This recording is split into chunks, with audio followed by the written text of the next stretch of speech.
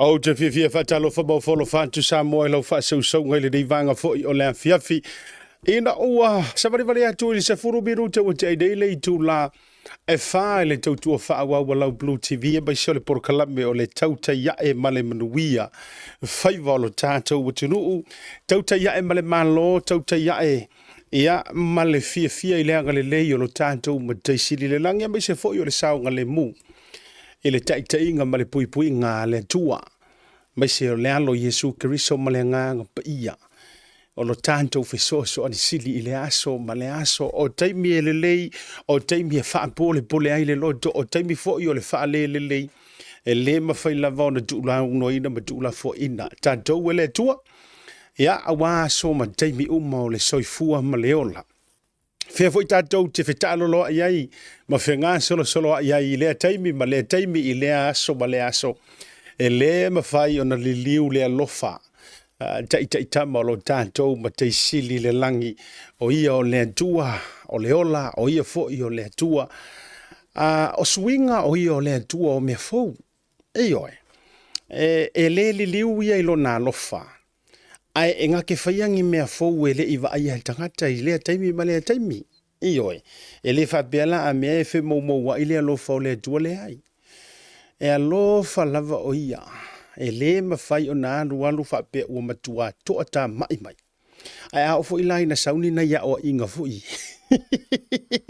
e pato nuale o inga ile tu la ngai fa longo e ila isia o inga ile le ya le sau ko e mo wala ngore second chance ai ko inga o inga fo inga nga pa lima fa pe pi lima fa bene ai va ile ko fai ko nginga le losa ya nga le lo fa le tua ya o la tu fa mai le on na ku le YouTube ya se tantanga ya tu na ua seki ka ko le ni taimi le lofa malanga le yo le tanto ma te sili le langi ya wa fai fo yo na toe tai mai lo soifua mai se lo ne yo la vai ya wa tato toe fe lo ai pe o manganu ngalo le ya ele avtanga le dei vai so la matanga le dei masina o le aso no na lua le nei o le masina lo naiva which is o le aso ngafua mua o le masina lo naiva o le nei tau sanga lua felu sumarfa welcome ya se tema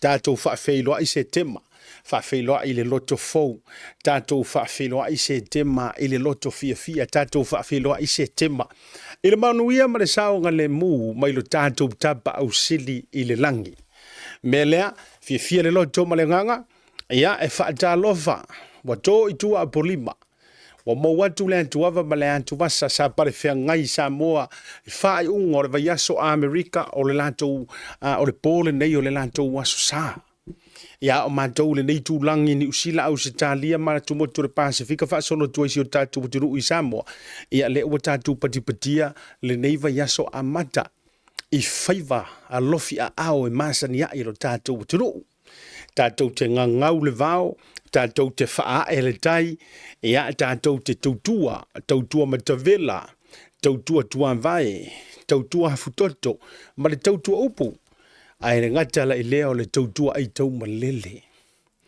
o le tautua lea o lea ua tele lava ina siva tau fai ai le tele o Samoa ia tunu i fafo ai o lo lantou lau sa saa o lantou faiva wa Samoa melea o te faatalofa ma o wofo lo fantu greetings in the mighty name of Jesus ia te o tu malava o le aso na fi na failonga i nai le aso sao tama ma le faataua o le mene o le tama o na faiva o na tiute o ana ngā luenga o lona tāua ia ai mai se foi ma ona matawhaioi ma go la ye ngi usila ya wa pe na foi Australia wo te lo tu sa man to was sa tama ele ioe so se fata faita ulanga foi la ele to mate le to wilo sa matua sa malaina le upu le tua ya e faiva lava foi o tama o mato tiute o matafa yoi e yaiso mato tautua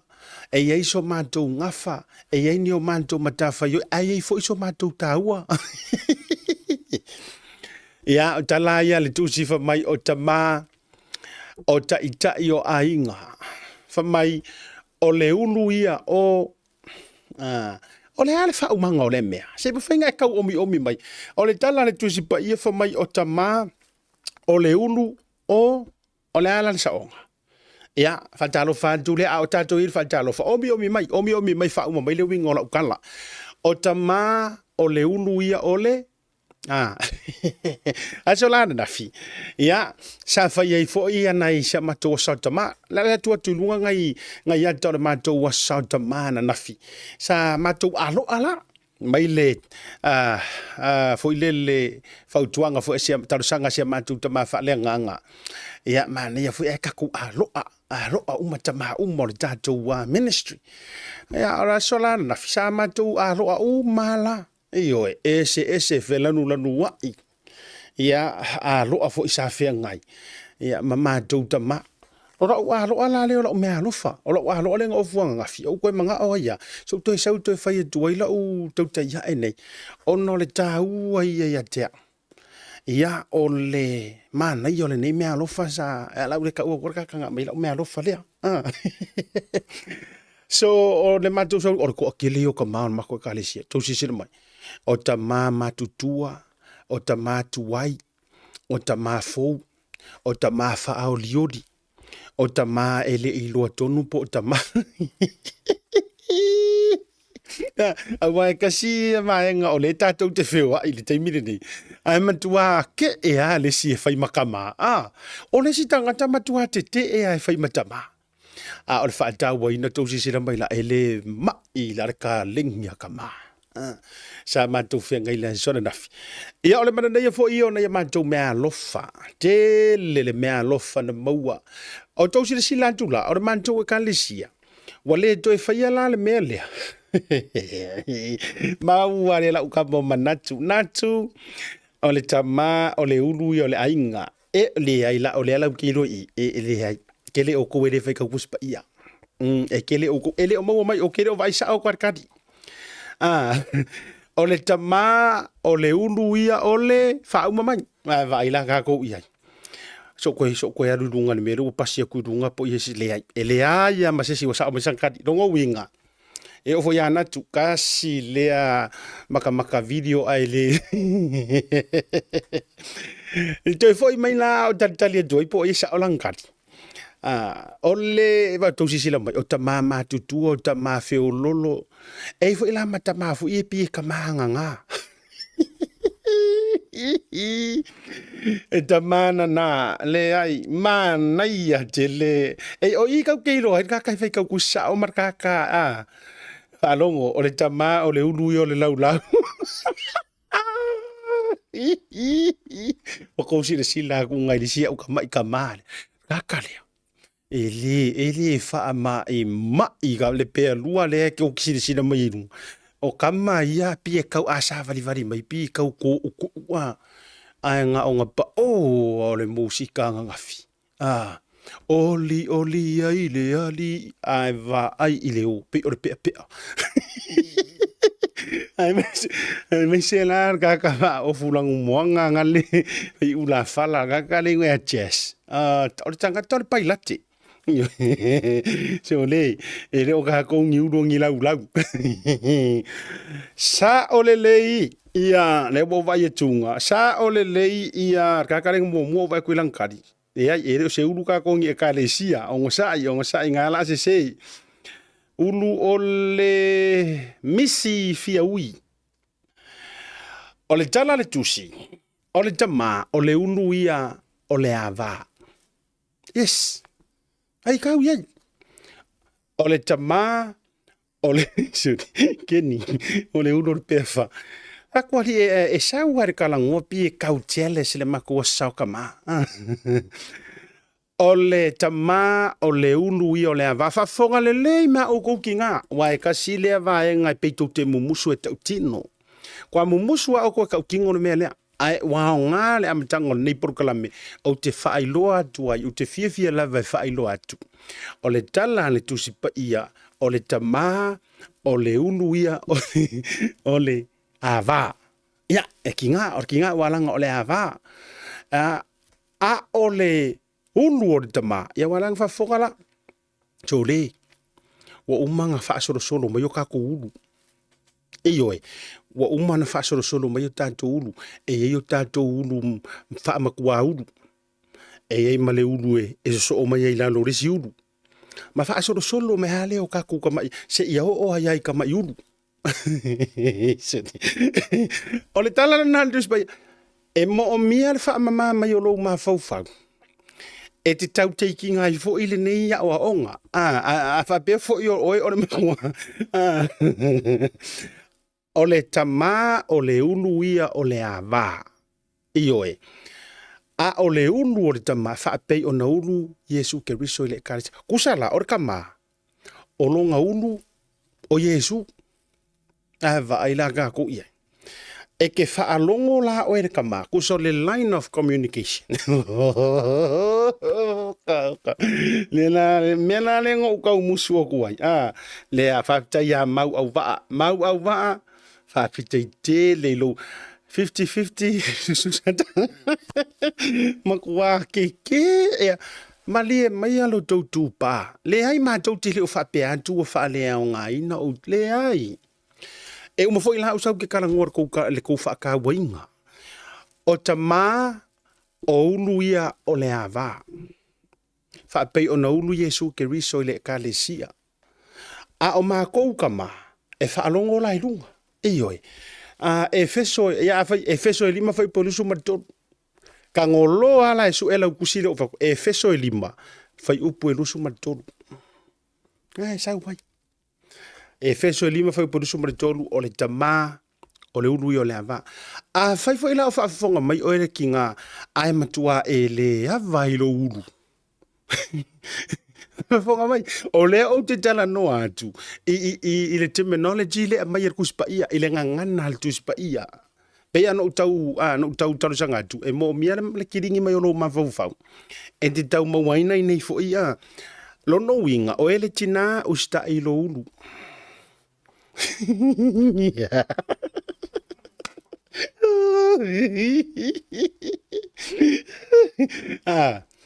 O ele ki ngā alofa maia i ngā usika ia i lo ulu. Are karanga. Ai kasi are mele u kei loare kere ko usika ka ia. E ko kere usika ka i o ko ulu. Ai ko ke usika ka i ako kupe ako ulu. Ana maloi ma o tau ia. Fa mahali ia kako se kako agree mai ma urengei mea.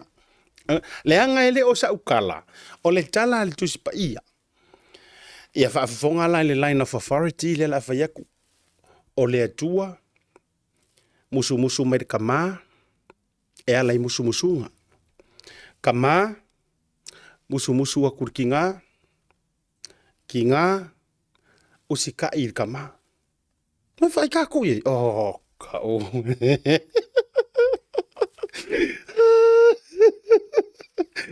Ia, ai mā fua foi o ngā le whaalongore ki ngā i longa ulu. E mā fua o ngā le whaalongore ki ngā i longa ulu. O le ese vo i o le me ku uai le ulu o e lea le fai maulu. Ioi, e mafu. Ia, e mafua fo inga wha pea le wha fiu mai o ki ngā i longa ulu. O ngā ua le longa fo i se mea ku solo ai le ulu leo kako. Ulu lea leo ke karangoa ai kama. Ua le longa se mea e aru fai kakala e fai kakala suru. Ia, o nai motu ngā awhalawa manai whasanga o le whaatawai no le sao tama. Ma tūla ia na nafi whaafitei tele. Ia, ai maa fua fo ilanga kele inga peye overpower mai e ki ngā. Ma tele fo walanga o isi unungari. E wawea ko me ar ki ngāri i lor kama. Ia. O isi urungari i ka kera ku ngā ki ngā. Ia ai pe o le peisi lok whea kuai, o le pito ile. Ia ai pe o le kama. Kusa e pe e kau woki le mea ilanga mingoi. E pe e tau le active. tūlanga I tono le ainga.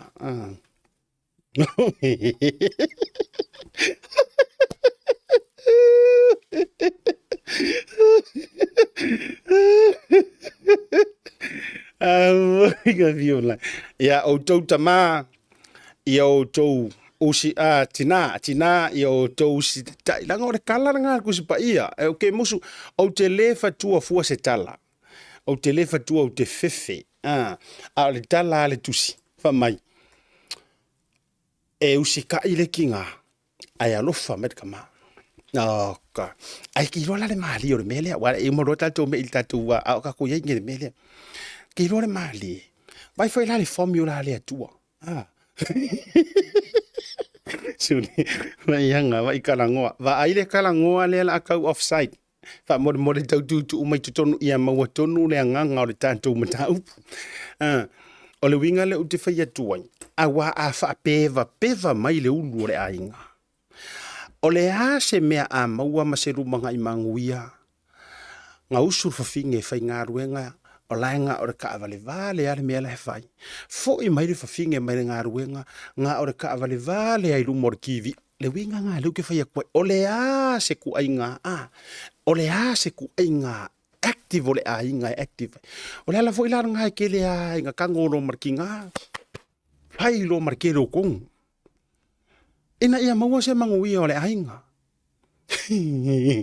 Ai le lei anta tautama. O le si vaenga wa o loa ile mata upule. O le si vaenga wa o loa ile maka upule. Va ai le ata mai o fufuanga le atua. Fa mai. E usi kai. O le upula e sau mua. E le o whapea mai. E alofar ka maa. E mua fa mai. E usi tai o tautina. E o ko usi kai a kou kange. O ngā lofa mai lea. O le mela le whea koe la ukala lea. A to o mai le reality. So le. E sa o le le ai masisese. Ma fuwa ka whakula ukala lea. Po o le a ma le a le kaunga ka o se ofu ma se mea ke mga oe. Oe ki ngā. Ai a ma lie ngi le ka maa. Fo I aku na ngā luenga. Han. So mai lo fai lau me kawai. A lai vera I mai le ngā au le steak ma le a. Feku. Ya lua a ai. Ya runga kiva ai bakia baka ai saunga o le dessert. Wa han. Au molonga karila usua ka ro le fa va tu fa fonga na tu tau e fata ele ave le vai. O le ke kau fa ya ku le winga na uka. O mea uma mea ke fai ai lo ko lua ma euska. A fa ko lo ko lua le tane. Sunga an o ke le manga o so o le pinko le. Au ku nga me o pinko fa sa le kalisi. Au ko ka ro au to halu e masini le fa sa me nei lu mo le tua ma. Ai va ile wo ko ngofo mai le lei. O ha ngofo mai le lei ma fai la. Ngofo fai la ngofo nga kilo mai kilo aku. Ya wa mea mai usikai ke rola ukala. O le a lava le mea taunga dam anga kai manga orikinga.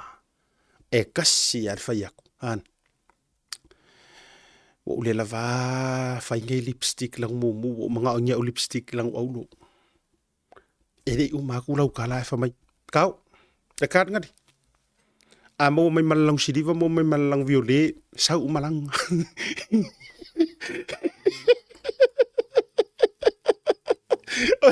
Ai kau mo mai. Ele ku lo manga onga. A o palasi mai. Ngali dekat ngadi. Alu e wa vali nga ke mga vali mai maulo maka vali me vali. Iyo. O ke mga e sor vai aso nga fua mu lang ulo. Aso lua enga aso lulu sama aso kofi udi aso falele kau fa singa ke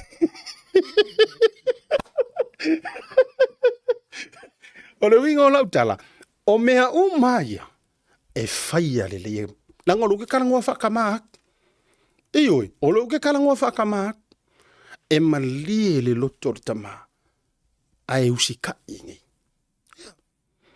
wala mea kaunga ka ki nganga vai ku ngala apiai nai mare fale le ku kongia e fa pasi er kamari rent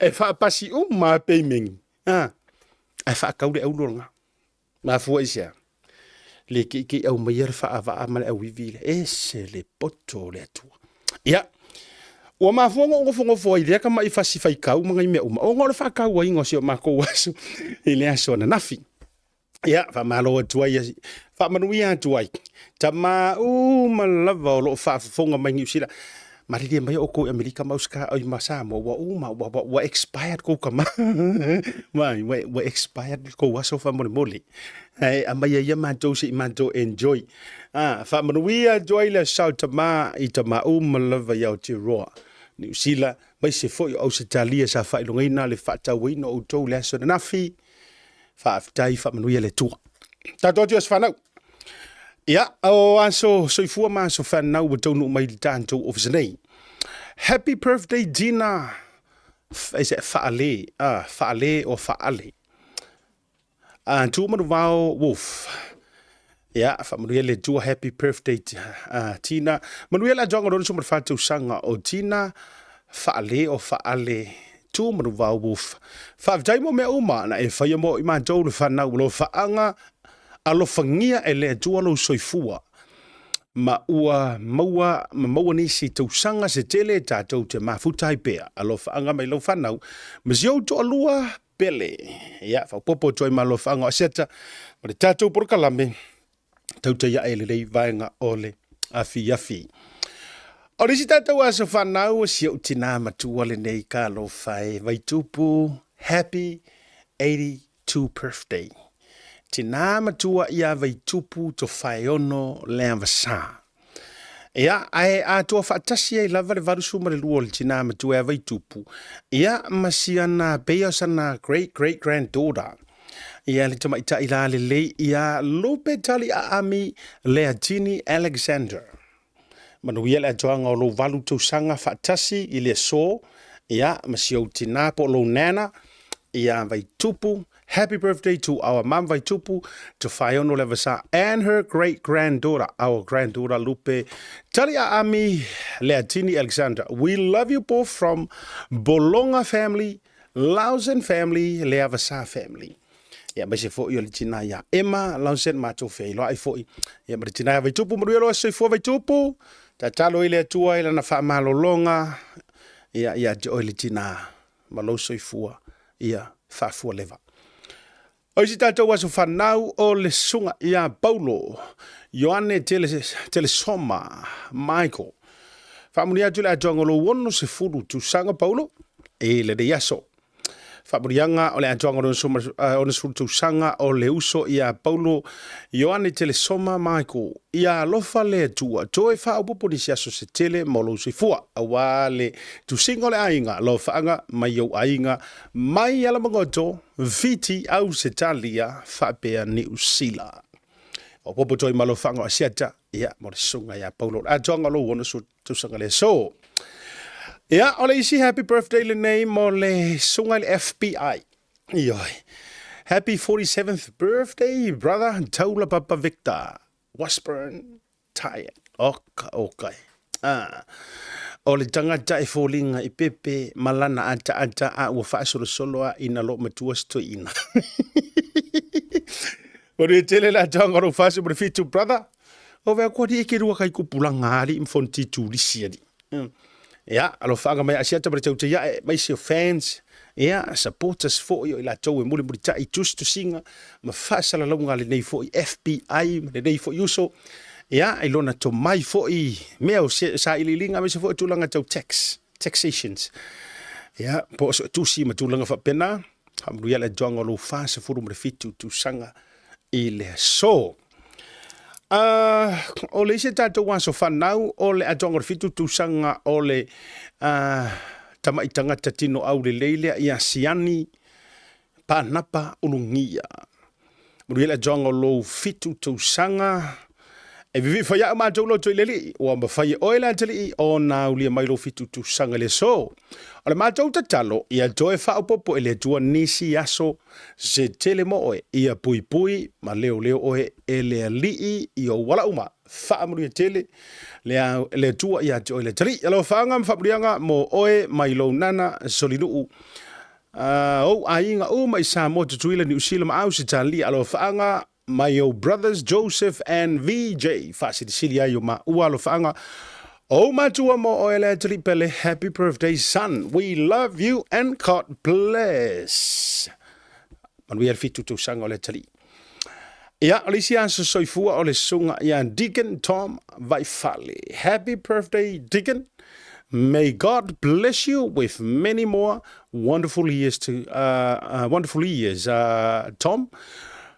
We hope you have a blessed day. Much love from your church family, marvelous father of prophecy, what's that?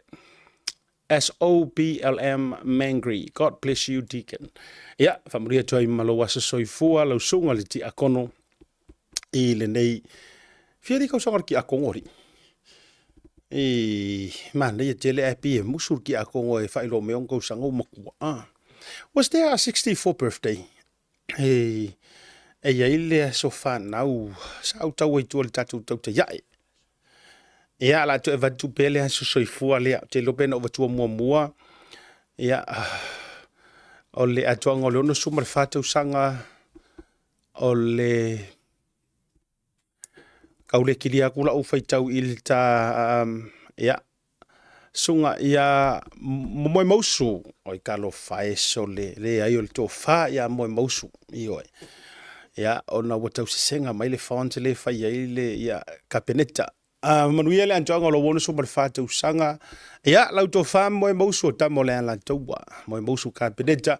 Happy belated birthday to Lola so now le o le verso de tende. Ia ai le faina pa o ia te au fa malulu atu. Ia fa mo le tua I o to waso soifua.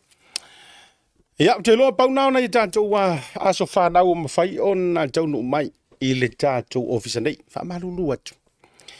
Ia o le nau nga lava ta te fa tu lava fo I nei vaenga fa pea.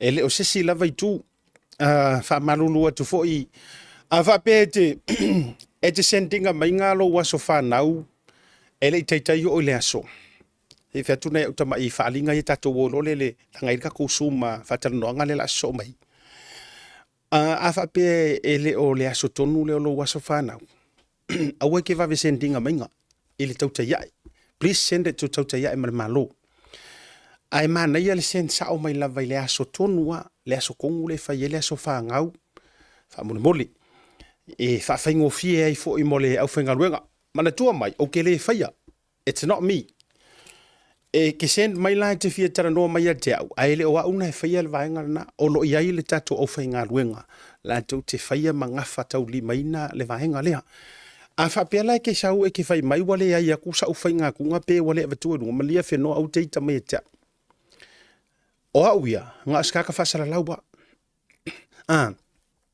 wa uia na o tangata e sau whai lungo re mai ko la mai mara camera on lor kak pokrami le lo na to te sisi mai o le o ke whai kaua kua according I mea ie au mai lunga le tatu production team o le tatu wa la ata le nei o le ala ata fu ilele e iai le au whai ngā luenga e le o peo mea haisi vanga fu ia nga o ngai a malanga laptop barang ke fongi whai kauak no we do have a production team fa mole fu ila sen umai ai o le swafo le tato wa producer o le fionga ya misa e le fu lo tango ta watu e momoli mai la ia fa monianga o lo faanga fa mole ta mai ya misa ia lo sunga misa po lo fionga misa o le vaenga le ono le tu tele ai ma venga ma fa lo lave tu lo lava o vili mai ya manisho tato o mai ya so malo lo la sto na imala sa pa wa yo nga ya so ke mo mi I need those days ya ese fo inga esen mai ya e to vili mai fo tu lo wa le fa la tele la tala ye le o malili tato nga lu fa tas a failo wa esen dinga mai nga don't worry o la ua maua make sure maua misa ia al mele ia vidi mai fo ule kaliaku mo ule responder fa mole na tu te vai mai na o mal to lua masio mata mama i mal matin titi pauana ia e olo la ia sto na i maso sa pauana yo so I need it ia nai vahenga fo ma duty ole a o matua bombarded mai ia ele ngata o senda nga il tatu to ia to send mai la personal page ko ka vili mai ko fa manga ko mai malie mai to fina ngalo I don't look after that site ma tele ngona vo ole la sita mile tatu fa ia to ile mea a va ai mala ile se me o vakua malia o ke ka mai ke le o male no fa mani no atu lava ia ti oi ia il tatu ia lona lua fa mole a fa pea ile se ka ko por kala me tau ia e lo was fanga to be honest ile hengi ka ko ile te tauna to fa ia tuani aso fa na wana na fi matala tuana na fi mal weekend please ele o ye ele o le tatu o le a wa misi lava awa te pole gone ia ai tatu focus lava mona o te mile nei male aso le nei ia nei ni so al mere foi le ka ko so le ia na ona overvolusia wa al fa e tu langa fa pena awa nei a fialo finga o le ka ke sekia ia ai fa mama venga mai foi ia statu foi o finga luenga ia a me se foi le tu langa ai fa mri te le aso so fu ma so fana o le to tele o tato ele nei foi aso wa ulia tato tu malolonga a foi mai fa felo ai ele tato wa newsman nei ia mo o to ie Queensland Brisbane Queensland ele tato newsman nei ia lava le to te fia fa fonga ia pe mai al tato fa salong fa business ia on tato kolosia tu la ia ia ile lo a fono le va ale tato fa supporters ele la ko breaking news le fa ilo mai ia mo o tu malava ia me se foi tato New Zealand po fela lo peke wa fia le lo e si va nga man ia e fa ilo mai ia pe mai al tato fa salong fa business nei. At SMI Hardware, we understand the strength and resilience of our island and its people. That's why we produce our own ColourBond iron roofing right here on the island using the finest materials and expert craftsmanship. Built tough to withstand our unique climate, our roofing is designed to last for generations, providing unmatched protection and style. Whether it's for your home, business, or community project, trust SMI for quality and durability. Our ColourBond iron roofing is not only strong and reliable, but also adds a touch of elegance to any structure. Engineered for performance, our roofing stands strong against the elements, ensuring your peace of mind. SMI Hardware, where strength meets style. Proudly Pacific, proudly local. Visit us today to find out more and see why ColourBond iron roofing is the perfect choice for your next project.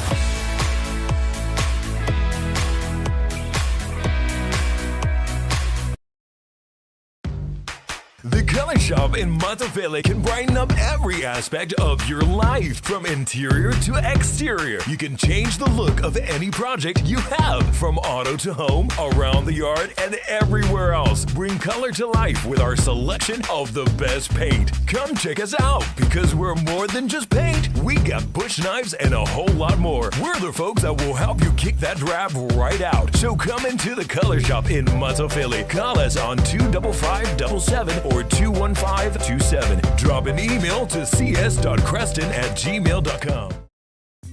Mo tupe fa moni Samoa mana tualoa le Pacific Easy.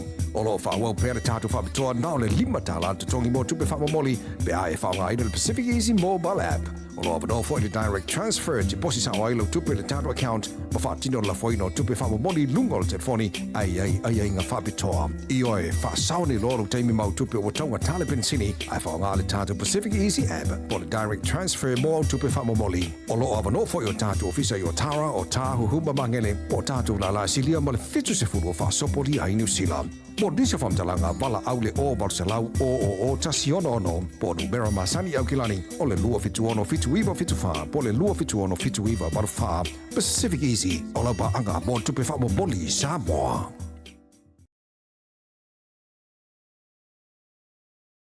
Jamila Watile ua Joy se furu ma 5 minuti de channel le tula lima le tautua fa wa Blue TV. Ia ta le lima maua fo ileo se mātou fiso ta inga ma le tātou auru papo o masani. Ia o le nei vanga o le fia fiu te fifia whailo atu. O le ua maua le mātou fiso ta inga. Ma le committee whafoe o le fast supporters po le fast family. E Queenselani po Brisbane i au Setalia. Le fioka le teitei fono le tofa. Ia au peipei nga malia te puala.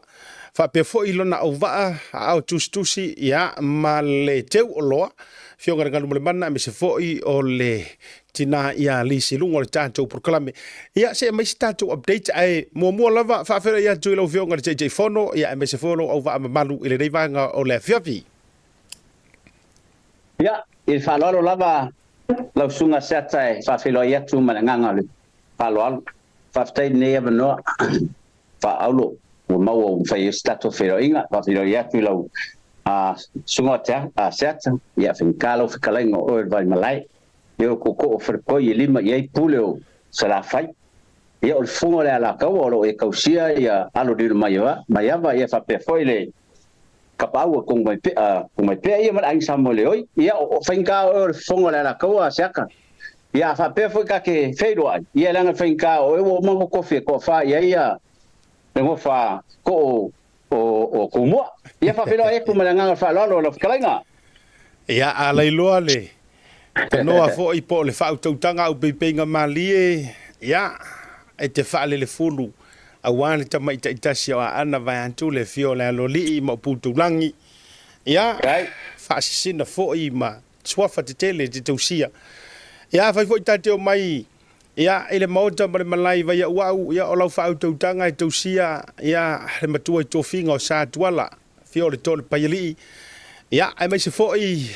Ia le la au na fausia autotanga ia vaili ma le lauti na lau le lei ma le manu fale ana tulona le fionga fo i le ngadu ma le mana ma le to ova ia ai le tari tonunga le lei vanga le fiafi ia fataro fatu i le au va de wa tala aloa ia te fia fatalo fo i le fionga ia i le ngadu ma le mana ia me se fo i o le fionga ia pafuti alor se fo manu ia Malo soy fua.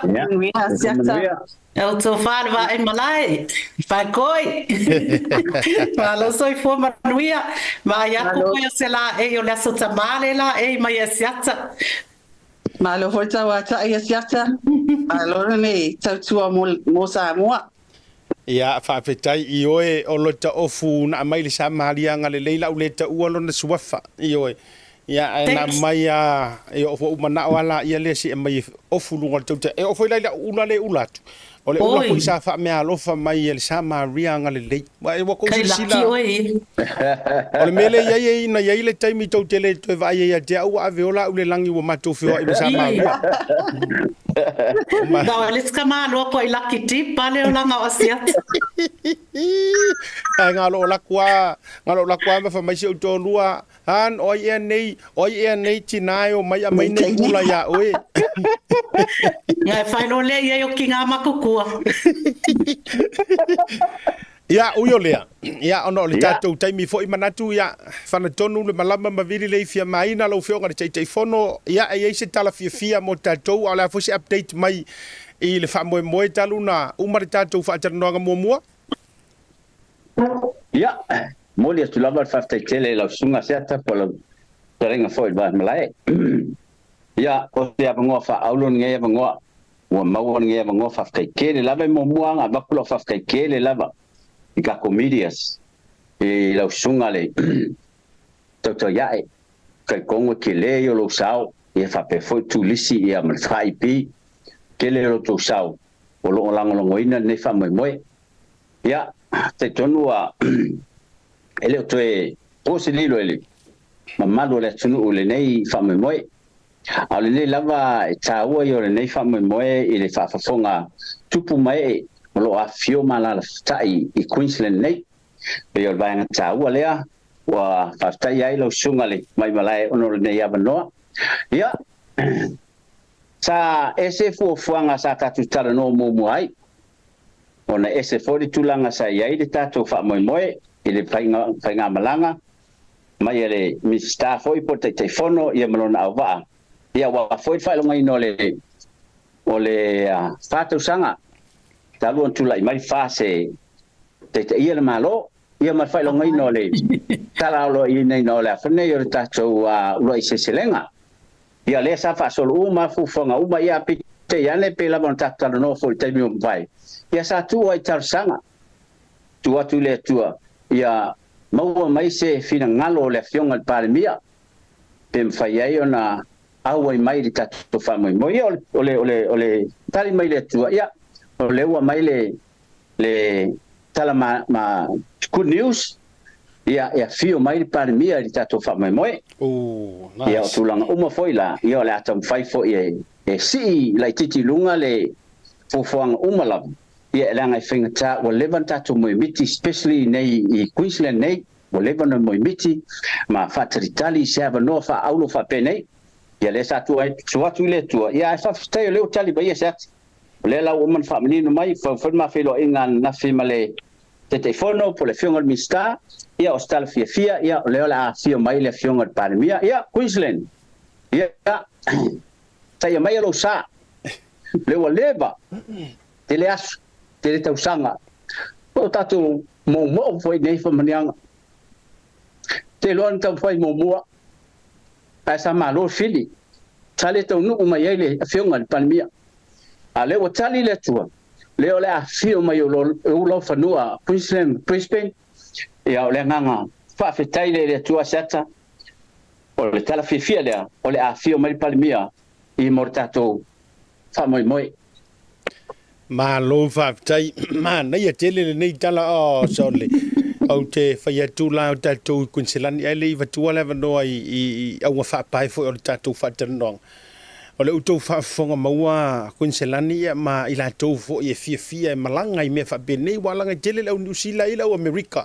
o le ma o tala wana una e wale la va kali le wai o novema au fia le ia ku fo I ya va no le au maua fa bene ia fa taila o le o maua le confirmations ia le malanga ba le fionga tama tai palemia ia lau fionga tai fono ma lo va o lo tu maua la ta penanga ma tu langa I le aso ma tatou fuafuanga fai le uro I selenga ma me ma la fa pena pa wal vaenga le o yai o le o fa popo ma confirm le fio mai o le fionga tama tai palemia fa mo mole ia fa tai o te loe le ai se suinga te leo tato fa moi pa lava le me leo fa te tonu lava le te mitonu o fainga malanga I le sofa po das faraili ia o te tonu lava ia o tele ava ai te nu mai I Brisbane mai Samoa o tele lava le fiaf o le po le fiaf o le so ia o te loe fa tonu o atu langa lea e le fai ta fia le malo le tunu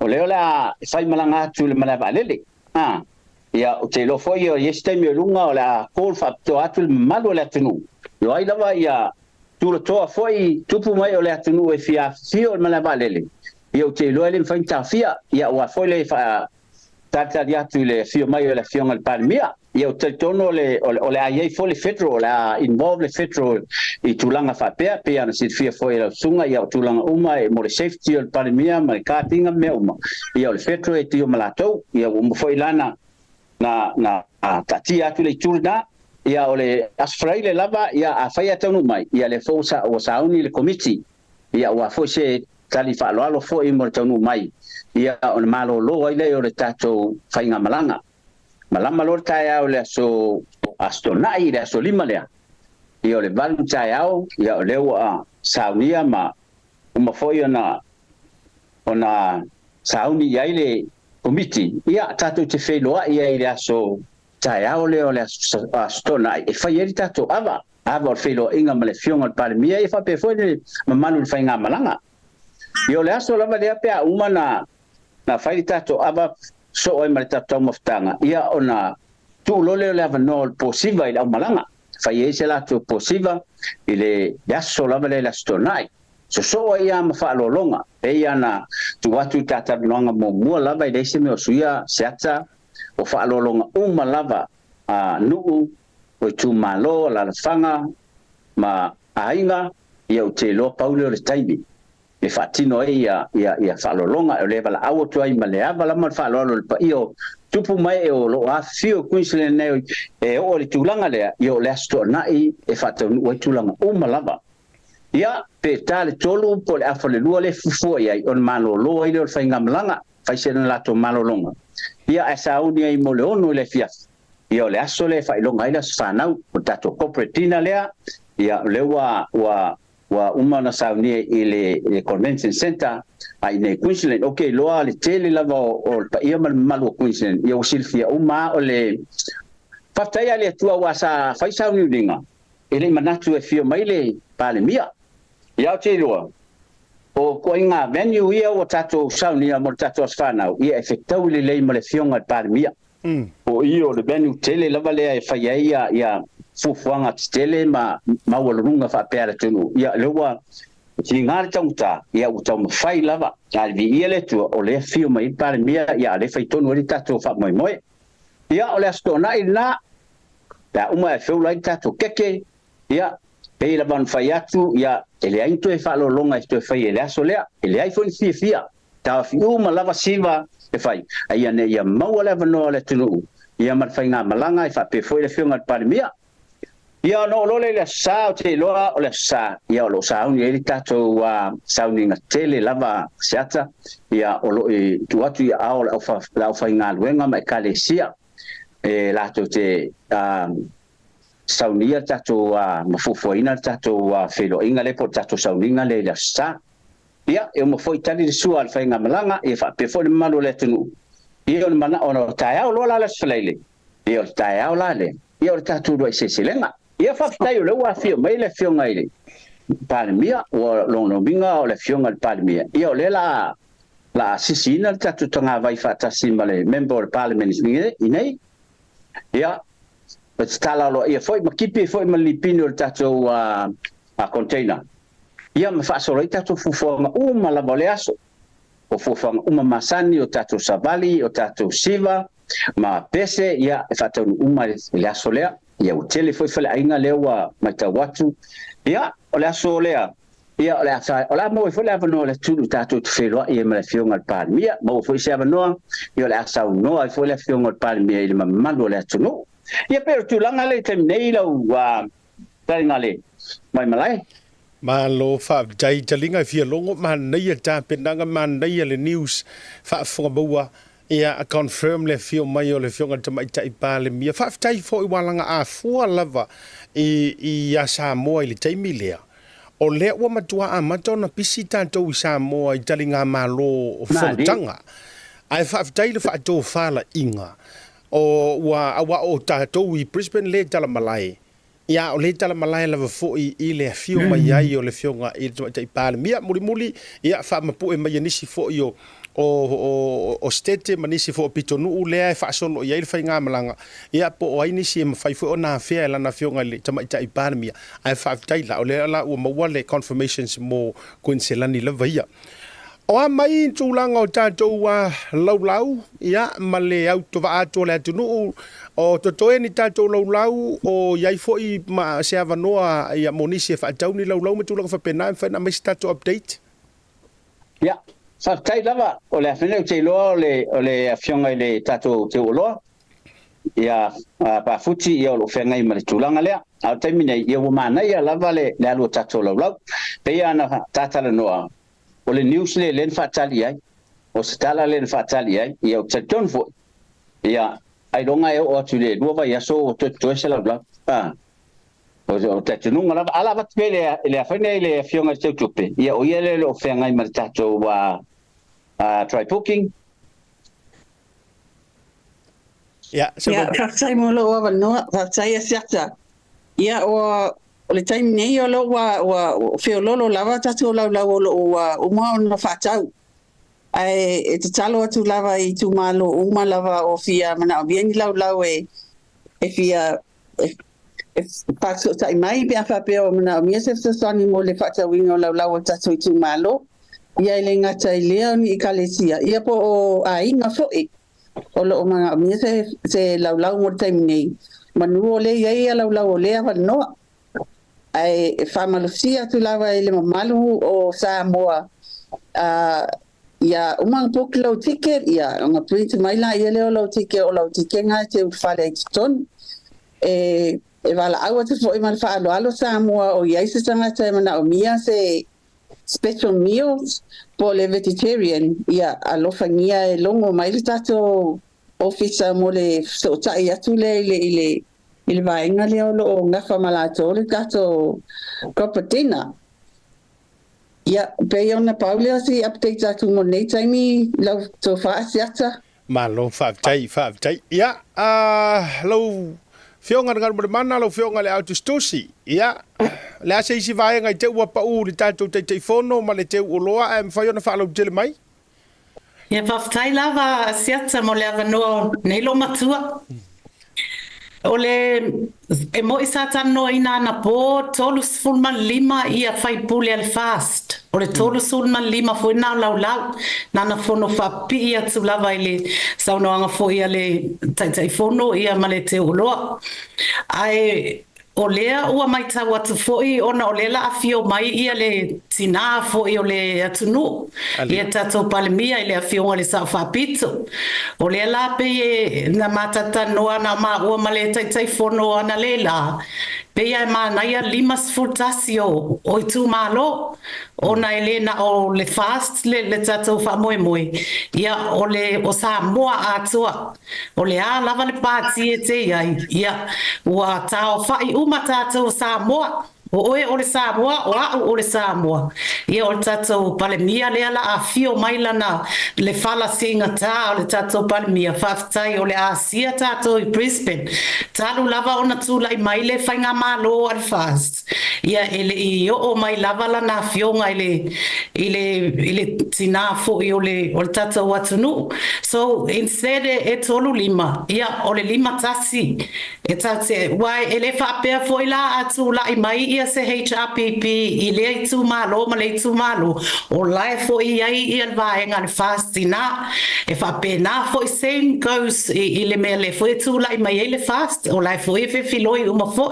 ia ai e pa so tai mai lava ia le te oloa o lo ngafa ma le try booking ia po a fo i fai lau tu si ia ma le fionga fo i tai fono ia po sesi lava o le management committee a wa mo lo si la fia asiata e to sfululua so o Yesu e to sfululua so fo ia members o le management committee o le lo fa tau tai a tape na uma ia fa tai lava ma lo fa lo alo Isa o ile mala e kai fai mea match e la le ia a o vatu leva no fai ule la ufionga te fono i se vaenga lava te fia ta no fai wai o no tatu taimi o le la to tu atu lunga tanto addresses ia pe o tanto flyers sa mai mo ila to u malava le fa fasili mai te no Jeremia ma to tele o to fa fasili mai lunga tanto por kalame po fe tonu addresses fai ai le ua se selenga mai so tina le la to le uto tu ina tu lunga le taimi lava le nei ia ai la foto la ufionga te fono ai ia se vaenga te ua pa uatu po se vaenga te fia sau noa e wha mapu e mato e wha manatu o le lava tatu taimi ia ona vatula le avano fai ulea e sau noa mai ai la ua fionga mo le tenei fo i taimi runga le tatou proklame wha mole ia whaftai lava seata ia pei foi o le vai aso te nei ia le sa longo pui ali i lava le tatou atunu malu o le atunu i lato uma lava tupu mai o le atunu o la tai ma sioi Brisbane now nei o tato fonutanga le sa fai da sa naf ona nei ele manatu e te tau na longo le atunu awa fo ile fufoina mo tato ava fatali e sa ide fo senga for fale e awa fo ile le felo inga male palmia ai materi fo ile i announcing na le fio mai palmia ia se ata mato tia le po mato fontanga ile ile atunu a fio mai matala au mai le songa mamango tu mom pole ia le sa mato tala no ai lo anpo ia fata otolo atulang umalava ole avor felo inga male malanga ai mesil palmia ia ona vatu lola ia mai good news poto e saule e tonu mai palmia ia ole anganga na waiai ole afio mai palmia ia ole fio mai tama ainga tato papa tos ia ole fio mai ortina tato tuno ole palmia Samoa mali no winga ole terminate ia ole ate to faina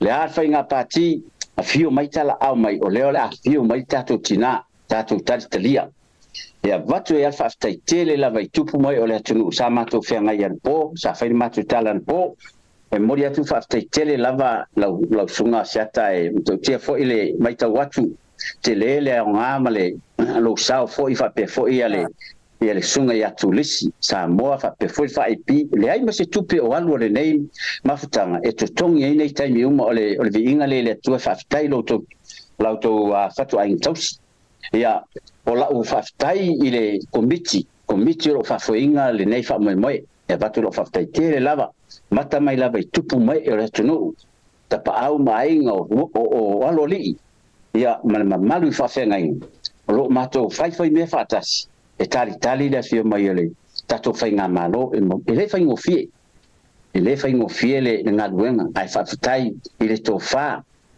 o lo ma ile ben ona e baba ia le au fainga duenga le tua io lo tu mai lava ia ta fa nei fa mai moi e mori atu fa te le lava ile mamalu le atu nu sa ta to ia po ia orta si ba nga o te fia na o lava ba tu sa o fa malo si ma sa o fa tai e tai uma lava o le fas i atu nu i fafo e ia New Zealand o Queensland o amino fene o Canberra ma Sydney ma Melbourne fa pe foi ia state America o na te lo le faingo fie nga ngolo tato faia ai fa fitaila ia o lo tu mau pe le nganga fie tu maletinu ia fa malo si et foi on sai tu le tato malo le mafai tato te faia ia fa te foi le paia le fainga nganga o mai kalesia ia lo lango ina le nei fa mai moi ia le sala tu le aseata pa ia la ma volungo le tato tuno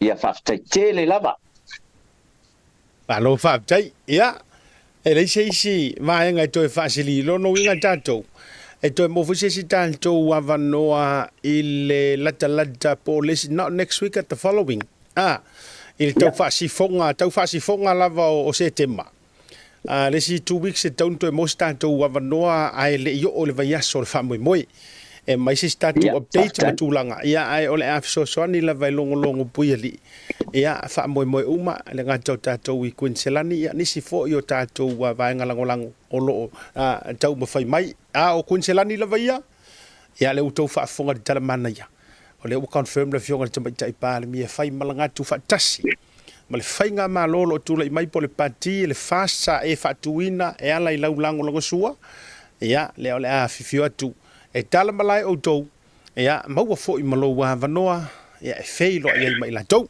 ia fa manuia le tua le vai ngole afia filo tou o va ngale le tua maua lo tou malosi ia alo fa tu fo i le mafutanga lango ale fa supporters in nai Queensland ta tou filo i pea ia ai fa soi fo ina mo le fia soi fo fa tai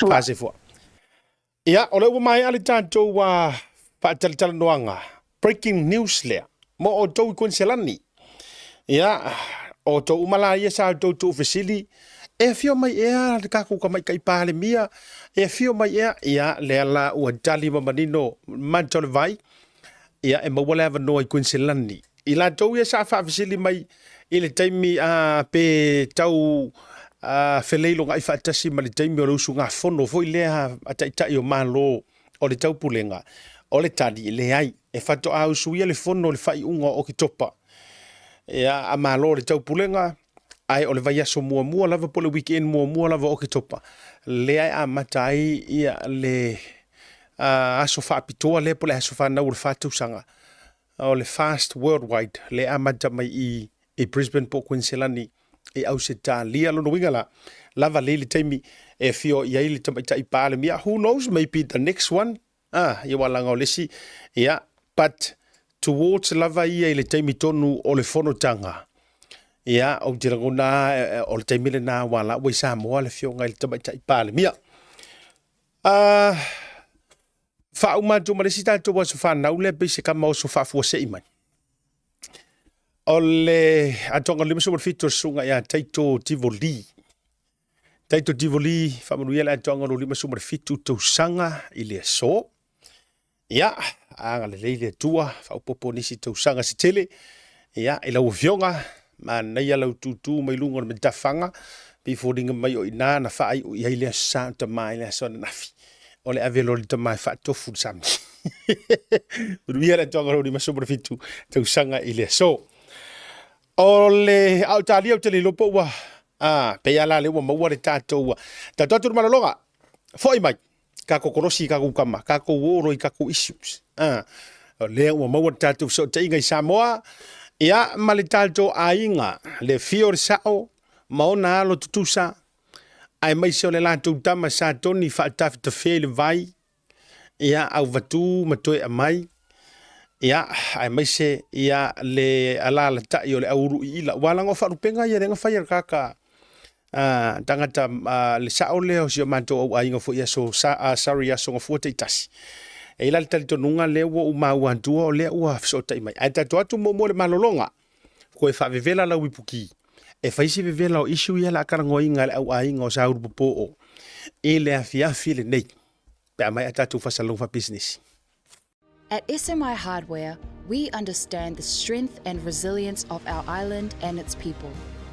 That's why we produce our own ColourBond iron roofing right here on the island, using the finest materials and expert craftsmanship. Built tough to withstand our unique climate, our roofing is designed to last for generations, providing unmatched protection and style.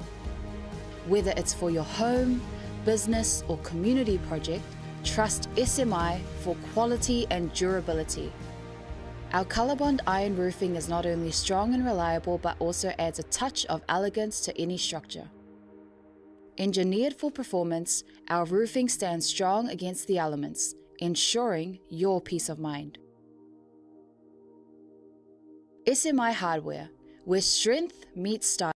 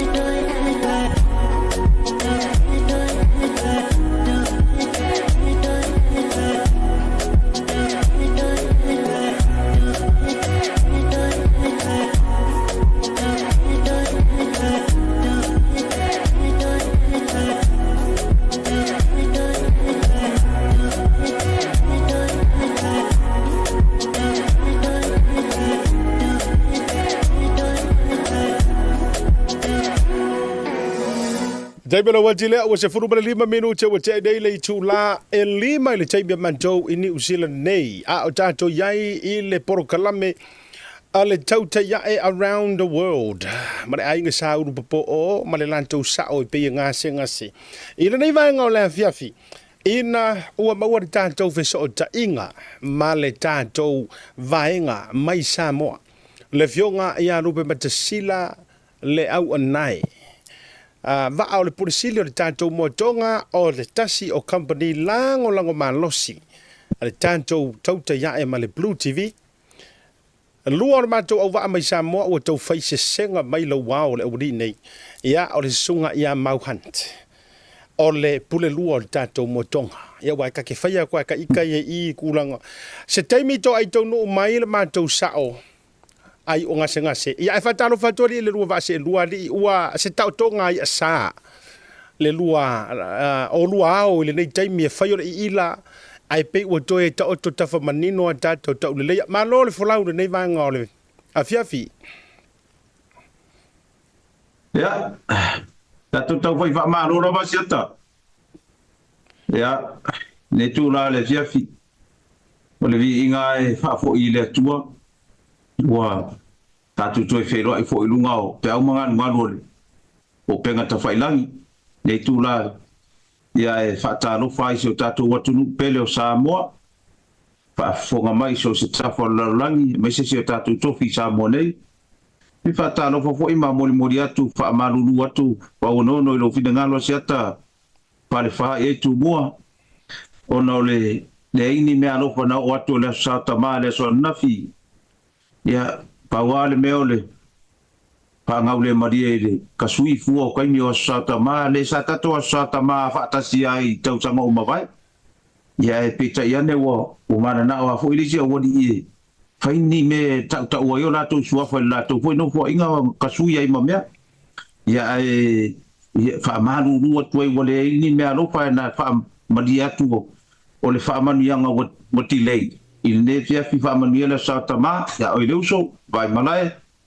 Ia o le tātou to ina hoi watuai mai le ne fiafi, ia ma le tātou se whaari ne fiafi.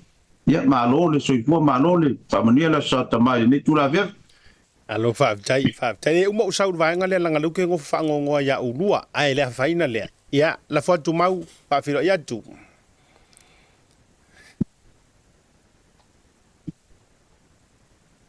Ia, whaaftai a seata po manino mai. Ia, maua le ia tu. Over, Roger, over, copy. Ia. Whaaftai mo le nei awa noa tāua. Ia, ele toi whaasiria foi se whamtalanga lea ua sau noa ia. Ele pule for tatou a inga le motonga, por tatou kampani o le motonga i Samoa nei. Ia, o ia lama lea ua whai maa. Wai pie, o ia lea o le makua i ngei kaku a inga i Samoa ngei. Ia, i longa au kikele. Ia o le tūlai mei tui vasa, ua orto ina. E fiwala e whai mai ele ko ina. O le ka ke vai aku le avenga o ula lole ma meo ula le sautama. Ele hai foi le pe o le la vea tui vasa le li o hoi o i la kou o pura la ngotor so i fua. Lo winga a pura la ngotor. Ia, wo maku kua. Ai pe o tūranga le ia si tama foi arupe matsila i Samoa i o le pura la hoso. O sa o le fai fo mua lona so i fua. Au na le tunu. Ai pura la ngotor ia tui vasa. Ia, ele toi fasiria se leo wa maia ona patulima o mo fa feiloa ila fionga ru matsila ina tato wo mpanga. Ia, o le fionga lava ru matsila fai masui foi ma o Samoa nei. Ile tato proclame o tauta ia fa feiloa ina wo mpanga o mo fatasi mai po fe lava le tu le lalo langu. O ma futa mai ai. Ia fa feiloa ia tu sofa man malo le falo su Kristo. Ia o se tala le ne fiafi a seta malega falo. Ma lo whaafte. O te lei toi fo i mai se i whai atu lo whaangau le malie. E tu langa o le lua le ano mai le asau ta mamo ma ua matui vasa. O lo te wawai atu sila i tua e o le tātou whiso ta inga makota. E pei wa ese la uwa ai wa upe mai ei ni tamai a sao lau tau wa ai o le marumalu fo i leo Solomona. Iyo e tele no va ai mea ia pe ni fata i namu ia fo i e pe ni palace fo i ma fainga ka so ngo mai sila pe tau sa o ala tau va ia tuitua tu kota. Ia, pa te siata. O le mea kongunga le se na lau sila mara uwa ai le vefi nei lau tau whaal vai malai. O lau kilo, o le poku moe o le sapeka. I lau kilo aku. A la unga sila ole malu solmona. A la unga kilo le poku moe o Japek. Le wa vai le popo o ka o mau le wo o poku moe o Japek. Ilinge via. Ya, mau. Ya, ele makele selua. O la unga kilo. E ui ala ele isau le si le popo le ka ke fa ka le ngevia. Ya o la unga kilo. Ilinge via siata. Lo fa vetai fe le kamari. Sata. Ia si sa ngua mai ari pora me wa solia ia poku moe le ro maku. Si sa Mola kere le fa pe mai ma. Mola kere le fa pe mai malu pe masila. O mo me o fungo ka pe nga wa ngo ko sa ngin. Ya, na per tu la na asata. O nai me alo fa ye mai na tatu wo ma pa. Ie malanga mai e fia fatalo fa ma felo ia pe matsila ma mo la ku felo il motonga ia la mo mai ngai e mo ma lo fa mo pe matsila o ke le lo la e pe matsila o le ala ga me lo fa mo ku fo ina tato pa anga mo wo mele ye o le kai me ko i ka o sa mo bala mai ka ko felo il ka ko ai ngal motonga le la pe ona ye fa mo le asiata o ngai me halo fa mongo la ya le ala wa mai ga yar ma nga o ya au le lebi ke o kako por kalame e piona ye la fia file nei ia mala nga fa lo ya le fata wa mo bata wa tu no fata si mai ya le yerto ina po yo le por tato por kalame mala nga fa lo o so se sta ro fali o le ai ali wo kako misia ri ko ingo kako no to fa pe o e se le tala le ta o mai nei o la fu to eva tu fa ai le fa ina la fatalo fatu la ufionga le sa o tatu ainga polo to fatu vasa pe afa pe o mo mai malo happy father's day ia te fo te mama tua ia papenga foi asiata happy father's day to me bore father's day o father's day ia fakalo faku foi lo to far vai malao ia polo sunga foi fatu no tatu le tio foi tau te ia e ngata foi le fatalo wat ne chau so masani on tato mafuta ilungo tato por kalame la talo pa ye mana malu sambo ya masiela bor o fenga nga tofi ele joy no tulong falupe ya malo ali tawa ta ini malo long sai mai ho ka ku por kalame ngai vai ngale aso malo fa tai e te tau mai o lea e tau vatulo fa nga ule mali e le ta au so samo ya o o sa or ka ku vai nga ele foi le na vatua ya fa le otia o fa sea o malile salta ma ele aini aso sa ni lo faanga e mori maia ai na o le liu nga mai ngoka ua i oe i la me ina fai mai Samoa matulanga fai pi ai fato amana tua ne ya sila i oe fato amai lana fa manu ia la fotu ia oe le tamama tua barang or ka sa kama se fa ko sa kara i kama i Samoa po na me kupu wa fa ngalo mai ina mai sita fa manu yang tu vasa ia awale ke popole kama e laiki kama wa wale lo por ko nga kala fai kama ia e o nga e foi ei nga le ko fe nga ka umra sa kama ngafi ye mela le nga le se o ka ko so kama e pisa o foi do so ya ma e mai foi fa ka se o ka ko kama ia mela le fai se eu quero nga loi ka we ngai ka uso o fiu va we e siakila ka ia Facebook ia ele ai mba se fa mangia nga sau e fe lo la ma ia la ka we ko la ka la ve mai ia ka uso ya sila ia ke masalo nga ave se mer kire fongi da sko nga e si nga inga le kero ai fa ko aku ia ngir ka or kire fongi a ko ngore lo pol me nga lo fa pe nga fo ia e le fa inga le por fai ngala vale or ka ko boranga mar soi fuanga e oe a o lo ngal leise kulanga bo yai ia wanga lo aku apo ya ka ua ia e lo kar ko ngai ro ko kusala ka ko de lo fo le tua ma wa ba ya ko fo ile so kama la to fasia ta oka ia e mulinga fo yori ni fo le so ngafi ia ai wo kidding ya oe nya oe ula fa ka se manya oe kelo nya u kana ka so nya ku ya ki oe la so nga fiwa oe e sero poko e fa ya kala mari e voidiri pa o sofia inga kelo ku pa nga kinga ya wa we fa ka la va e ile o kele masang o kele Kere o mea i ngā kūlanga ia e au kero e au ia. Le lei mea o mara so ki ngā ngafi o ira so ka mā. Ia whai wala se me o i se karangoa ka uso. Yo, ka ua voi ai mā kukua ka ua ngusai. Ka ai ngui ar fuala au reo ngusai. Iyo e. Ia o se kala ku ngā maranga ngā pālo. Alo siak. Alo whawita. Ia, o tātou tūlafono mansani ele mwhaivoina tu upanga noa ina se manatu ele tali mai are auso. Ke o whapea foi aiwa. Ia la whatu pea sida. Langa peo lo sua whale na tele na tau ia i se tūlanga ua whaangaro i foi ko inga o sa or kaku ai ngai i se rua ai pole rua pisi pole a. Ia whawita ia siatai. Tātou whetari ai pele i le ese o tātou wasata ma. Ia lea sa upopole ai le tūlea. Ona e wale eise mea alofa mo le tamā matua, tātou uso matua po le sa o le tātou ai.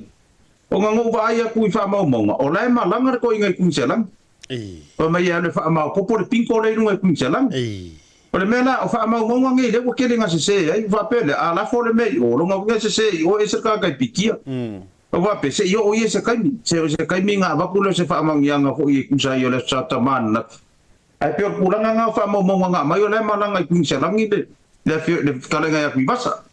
Pela e whaamaru rua tuai le neve e kuibasa. A o le whaamanianga o tuai na o mori atu. Mai a teo nei ma leu sa mau ia mai sa ulanga o kako le whelua. Man ia atu le sata mai le so nafi tuibasa. Me siri na e mau alunga leo ino le masina i lo soifua. Tato maftanga le neve afi. Ma lo whawhitai. O lea la watu mai marifisili lea langa o la ofisili ai. Ia i le prokalame o le vai aso le na tene.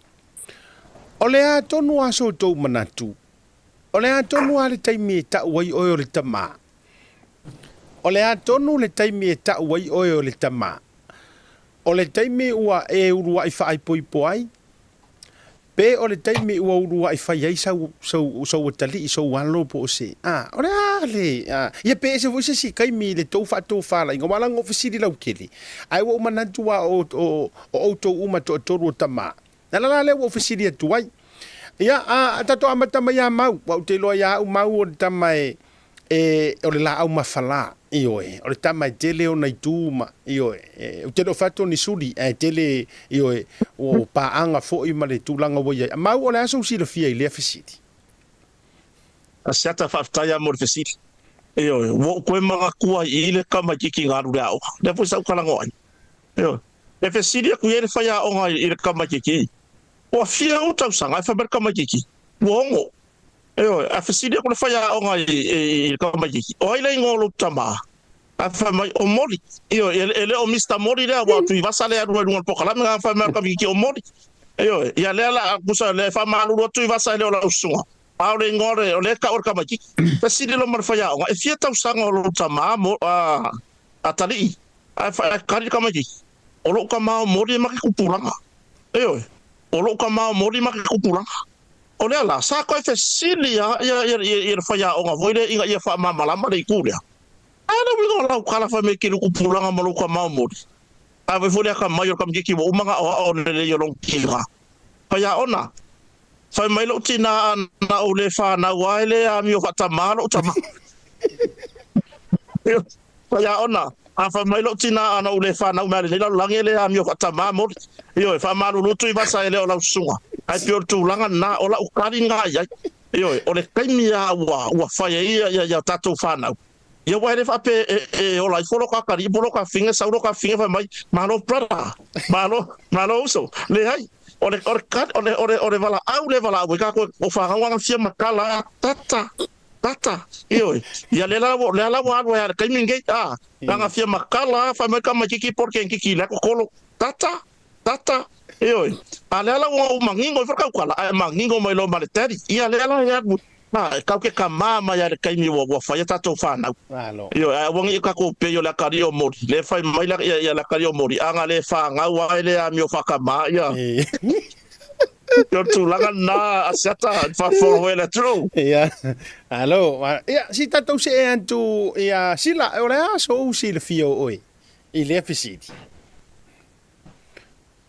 Paftai sata.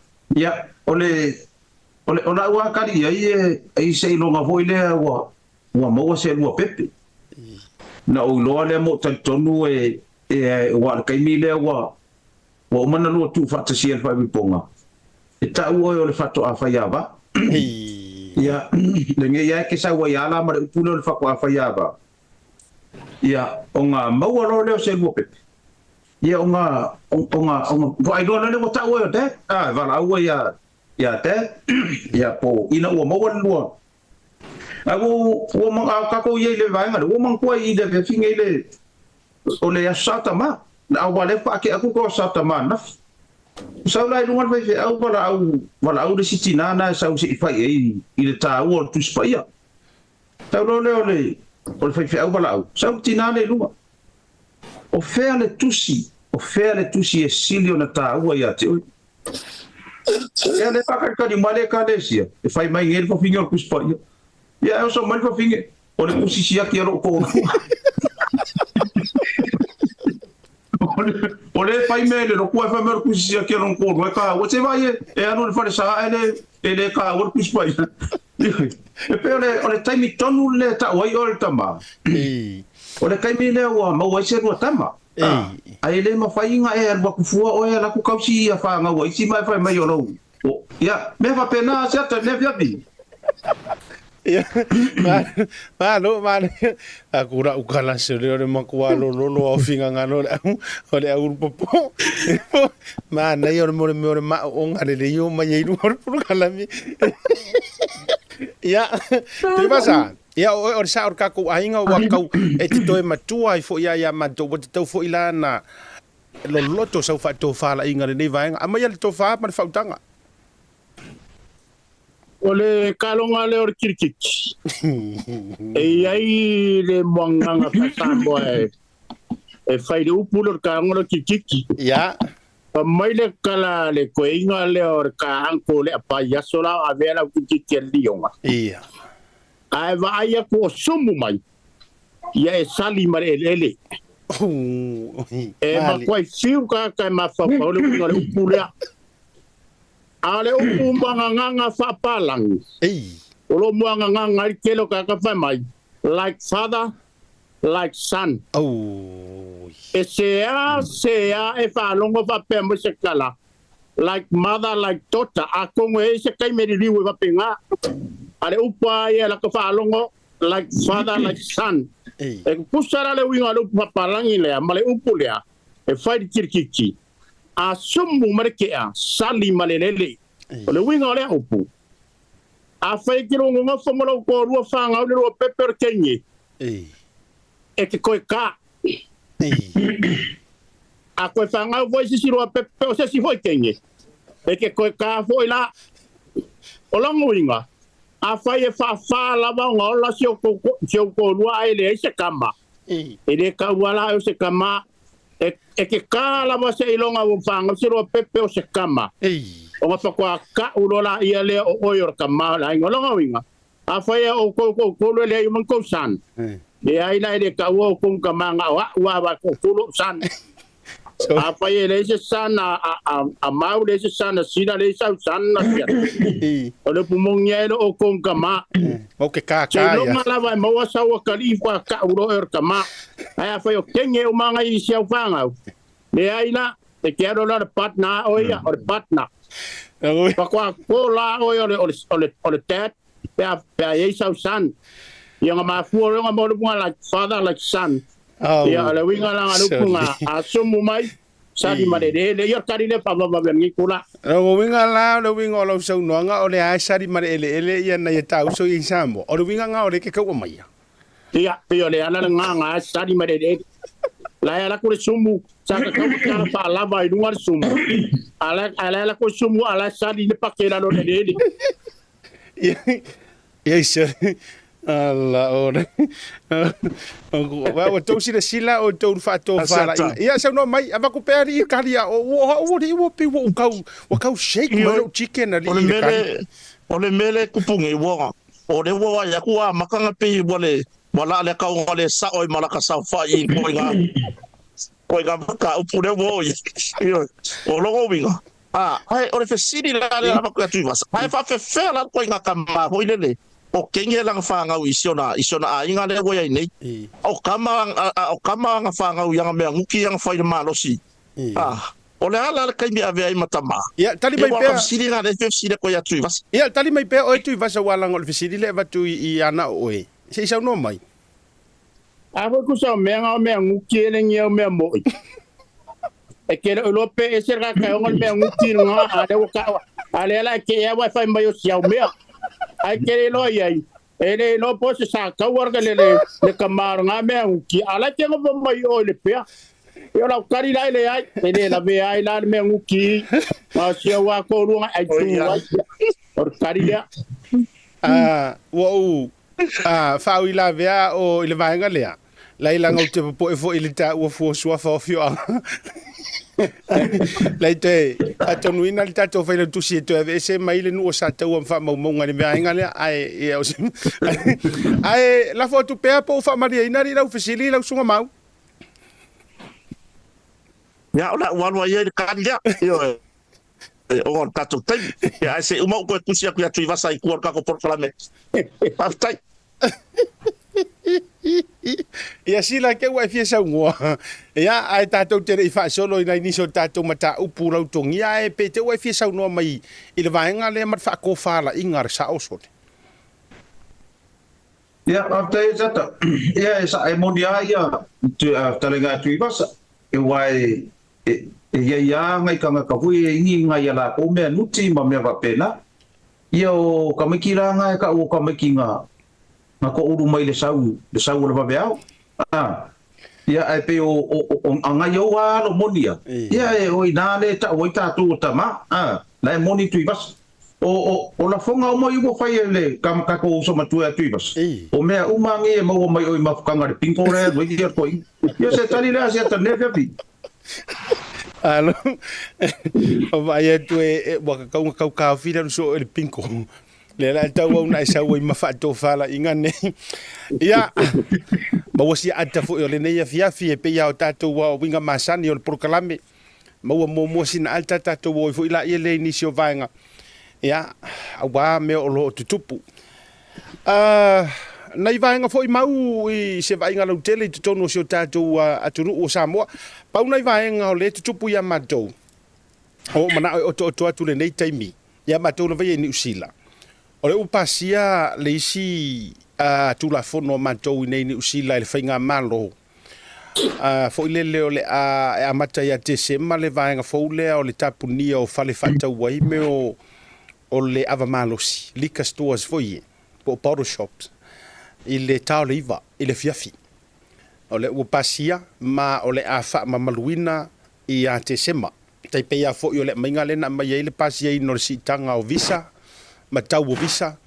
Ia a o le wha ma malua nga ia Oktoba. Ia o le sila na vaenga fo I le lautele ina ia tu ina tu mo le sila wha fonga fo ia le tele mesi fo ia jau ia. Ia o ta ioe le fo I le nasuinga ma na tūlanga. Ia wha I titi ai fo I meo wha lave tutupu. Ia le ngata fo I o eskengi lungo le awala. Tele le sala ave o na vatu wha fonga na tunu. Ia mesi fo I o le tele o le wha maromalo a ma le pisa ma tūlanga wha pena. Ia o na inisi na o vaenga fo I ia matou manisi lava o vaenga lau tele. Ai vatu fo I lava noa mau ma tatou I Samoa. Peini na inisi o vaenga e amata mai ai po tutume o lo tutupu tutonu. O sio tatou watunu. Tau te amata wha soa I lau I tele ma wha fonga mawala atunu. Ia ai le I vatua na inisi o mata upu tatou te wha taratara noa ai mana nganga wha aloalo. Whaftai asiata mo lava noa. Ia po manino mai lava tūlanga I tatou sota inga. Manino le lei. Ia, whaftai. I le vai aso tanua, I le sa mai se whai ungan from snonga. I se tama, I se matai, tama ave taxi. O la le ta ua soa le la whanga man mo teri sala whai. Ono man manunga fo I tau le leia fo ona I la whanga ona whai to tasi ia wha ina I fua le la whanga. Ioi. I le tūlanga sa wha ade se fina ngalo le. Whamsino sili po le whionga ia sa tiu si mativa perese. I le tūlanga o le toi o me mata upu mo le whai unga. O sawa I ma le tusi ale pūlenga li I ma whai pūle. Ma whapea mai. E le whaamaonia pe pelo ia tua inga le tina. Le sa afia I mo me o le attempted rape. Po po tau pulenga po le fa tulanga le mo le fo le fa se fa nga fa malosi oi o le tinale sa pikina ele matai sa mo le ama ilanga taxi ma ave se no fo tu fo le ma ta mo fa inga yo inga ia ta o tinale lo fiso le ma fa o ele tulanga ta upulea ma fa nga solo i lo tau manga fa msnonga ai peitai o tulanga sa fa dia se fa no nga fa msnonga sa ma wa fa msnonga sa to amiele nu ele sa fa inga ma fa pule o le ala fanga le ia tina ma fe ceiling ia ma so ina a le wa mai ona fa so ngale ale al fa msnonga ma o tapena fo ile tu fa msnonga mo le tulanga ile fa unga e o le time fa unga o tu fo ima tu si al pule ngari fa pule e fa ilo ai lo lato le tulanga lo lato fa le nga ina mal lato mana tu fo ile fa mese ia tu inga tina sale alo i lava ia tu ala lo fa msnonga ia le fa pule o le ala fanga le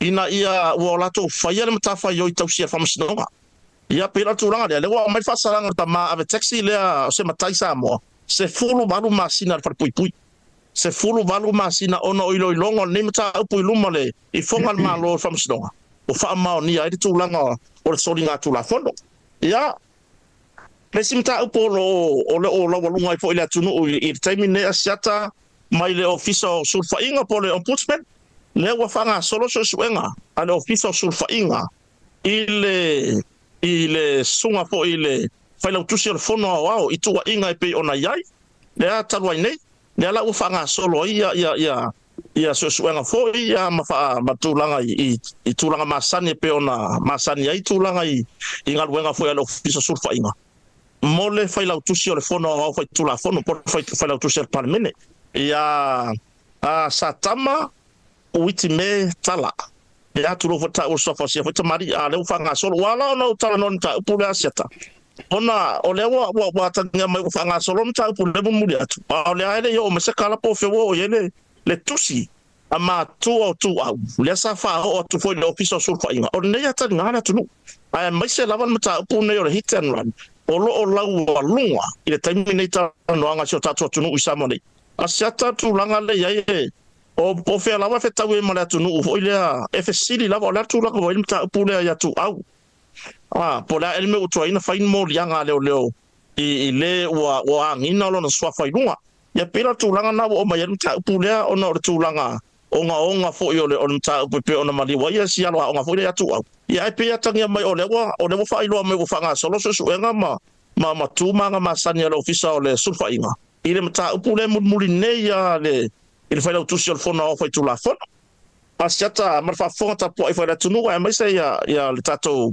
au va fo le nefiafi mo lia se ta ma ai va tu lona tali ini usila mo sa ilinga tong fiti mali o mta pule sa tu la mai le misa se ngari pe ta ua yo le nimta pu man ta pu ne o lo pese tato por clame le ta misa le ngari tong ir ta mare tina ise me fa tino malo ai la ve ai afia ile tali oi le ala e faisio nga ongo manu anga ile ulu tulo po le ao si alo toto le ala o sa ili tong fiti atu New Zealand ai wa ta fierta mai la lo vai nga leo ma faia so suenga ia mai fa ono e imta pu mo sa tu lai mai fa pele le tu nga o nga o ai ma o lo far pui ele tina le sa ia faia fo se tu lang apia o le ita foi le tu lo la va poto e ta mon le lima te ia lo ma fa na ia le ala pe ona ye foi se tu langa me fa pena le ala o faia mo rianga a le tole le mata fierta ma ai o lo sa ili ton fiti tu si alo toto po le alo foi le fa sanga ti la ile i fa ma ini sila ia oni se va nga matango fie so tato tu no i samone ya sata le o tala le fale onga ono te si male 5 miliona ale afio nga foi vai nganga i faleta ia faleta numero 2 ia le o tala le sa tala las forelent le fale onga ono te si male 5 miliona non tawa fai le o pa orsa mala pe ono sa no ia valasi le o pa orsa mala fale onga so matola fanga foi le pe ma vai tolo ia le o pa orsa mala la wa makanga wenga fale onga na ia marta to tala mun muri kama ise ya usika yer tulanga pensini martiso samone yo ia ele o se tulanga mo runga ele a to se sulse ne o paftai fo mtanga wenga o tupe whaftai le minsta mana whainga malo o le nei lava e maa tau o loa leo tau sua ui sio tato tunu ui samo nei ia peo nei tala nei a sia tau wampai tu patasia ia ta tala i fuisa fina ngano le tato au vaa le nei a fiafi ma le nganga whalalo malo whaftai tele a i lau sunga mau tu sai fo i o nei tatou tala o toma vaenga fo o tala whiaunga fo i mana i tatou pointi na vae sa tapena tatou te whaasoa i mata upu o lea tatou amata mai le mata upu lea i le ofisa o surufa inga. Lea ngora mata upu le nei sa ofisiringia sa o lava. Le sunga le laau le mali e doa le vaiaso na te nei le mafa a talanoanga. Ise tūlanga fo i le o fea ua fai iei le tusi fo i lea le ainga o tu au. Le sa aveanga ai. Ia, tatia ia le ofisa o le tamaita i pāle mia. Tu loa e le whapea fui tati whai atu. Ua tele tātou whaasoa a tonua o yeisi taimi e te tala mai ai le tō wha le fionga tamaita i pāle mia. Ai, o le a whakatonua le malama i le ombudsman langa lea ua minoi mai le tusi lea. Le ua minoi mai le i le issue lea a fi ai le sunga fo i le whailau tusi o le motofono. Lea la ua vave tele le la tō respond ma tūlanga whapea. A o lea lava e taatia le loma i le tusi le ai ngō tū au. E le ia se tali wa au mai. Dau fionga sila. O le a sau wa ingai le i fo i le lau tele to tono sio tātu wa tunu e whaamata e le o i lea e tau o le upuleu ke kau manga au watu whaafonga mai le antunu. O le tau te tau mawhai as much fo i le awange i o kako masaro salomia o yaingi whainga whaapito au. O le kau ke kau mawhai ave eser mea ngā whaapea maita ngata tātou te tusiro kako lima i au nganga makanga nue ngā leo o le whilala kako whaasanga le ombudsman. But o le tino mai o le whaakingongo ki uke mga luenga. E le mawhain kako ngungu. E le mawhain tātou ngungu langa o tātou o tangata whaasala lau. O lea tātou te tau mawhai. E longo puia li lea tunu. Lea la ua kali mai whaafkai. Whaafkai i le official ombudsman. Lea la ua kali mai na maka upu lea. Lea a fiai ia tua inga fo i le whailau tusi o le whono. A o le ngei lava e whaakali le kusi a mātua o tu au. Lea na awere te usanga na te nei. A o singa update fo i po se tusi e toi tusi mai ai ma whapena mai. O le lai watula o whaafsiri so whina ngalo o le whai pisi nisi tu tono o le tātou batunu. O wheo ka oko ai le pālengi o le whai ngonge mea. O whea tono o tauta o to ai le pāleni pe e mawhailana tātou whaapea pe kau whaaiku au ea pe le o whaaiku au. E mawhaina e tau saunua mai i le vainga lau tele le tūlanga le whamon mole sila. Whatai, whaasiri. O le tūlanga le ua whaate ia le tala no me le usoyama. O le ua lo te ale mata upu le whatoa sau nei ale mata upu le i le whailau tusi leo le whono. I le tamari i le tono le whailau tusi le whono. A o le ngei a e whaakari kari ale tatou watunu. O whea ua whai e le tusi le ale aingo tu au. I o te le i loa hoi mo te le o mai loa i si a inga tu lou whaafonga mai. I a wanga se a hoi le whaafonga anga le tunu i le nei mata upu. Wale fair and square le whainga ole. Wale pa leni ma wale o ngatasi ma le fina ngalo le ali wale a fair le ia tatau wale tamata soipua. Asi a inga le tusi le na ave ma nisi o mata upu pe na sau no e mai ftala yeset. E la ngona no whano no. Ia ke a ua ke le kani walu fo linge ya so mako fongo mangisi. E malanga mai Australia ma e lewa mai i nei le teuila. Ia manisi a o isu e uma foi ta faso atu i le na mato a wai atu le weekend. I taile faltani malo foi le wa ai te tele nei tu per tato atu ru ai le tanga ta sa mo ona ta mesina. E le winga la pamtalan. Wa le ai se pa le ni mai de wa le o ngatusa ma le fina ngalo le atua. Le tata mi o le ia ta tau na asia a inga e ona si alo le ana tangata wale ina i lungo leala. Ia peo le tūlanga na si atau lau atari. O te le i o ina. O se siti sene o le nei atunu mana nofo i nei. E le i oe lo kangaka i lea kua inga whainga o whai inge i mea. Ia o whea o a mea wha mua mai lunga o whea mea kau mia i lalo. Ia oka. O wakau fo i masetoa. Si a inga sia. Tu lou. le sua fo si ainga o tau ma se toa i le nei ainga o le nei ta talo le nei ainga i le tu o a fe e mo wa se tari o le mato matau ia le mo moli le ombudsman ia ka ke le lo po ai le o si o ka ilo po ai le o ka ia le makanga bo ngale a siata o te le a wai ma o te le tani ina le nei tala mo fa mo le mele nga muri muri aku ngai a o fe le karo sanga si ainga le a kongu o le ka ole amai inu ngore mele le kusi al ai ngotu au naba e ongo ka kala le padlock le loka ngere kesi le lopo se me fa penga le ai wa lunga vinga wa fa ka di kali solo mai le fili manga ala e oso ko me o le alua ko le me ka pungi mai alua ku le me ka pungi mai ya ka kalo ya o sa utali le asia tele le fe pita tom taupu ma lo fa tai lo fina ngalo lo matila tu basa mai se fina ngalo ile mata upu kamun bole o ke famarulu ko siata la le o sa ukalan maka upu le pe ku se ngai fa fisi mai ai e fie fa ku sa ukala fa mo le la siata o fa tono ka por kalame la ka ko por kalame le yo ko fingalo o ko la va si le fia mai si la va o ka uso mai sa moa ai o la ukala le ko vi fa o la maka upu le nga maka mai ai e winga i porostoa ia ka pungi ni sila ma le fa ai punga le wa ia masingo fo o le ka pungi ai o la kilo ni sila e kelenga fa kanga nga isu lai senye i mo me dairy foi e fa ka o alcohol fa ka o le pia a nge ia Australia ke de America ke rio America e makwa kapua nga fa ka o pa sa vo nga o pensela senye i se fa le loa fa penga fa ka o se alcohol awa o falenga o le sa o le mfai fa nga sela le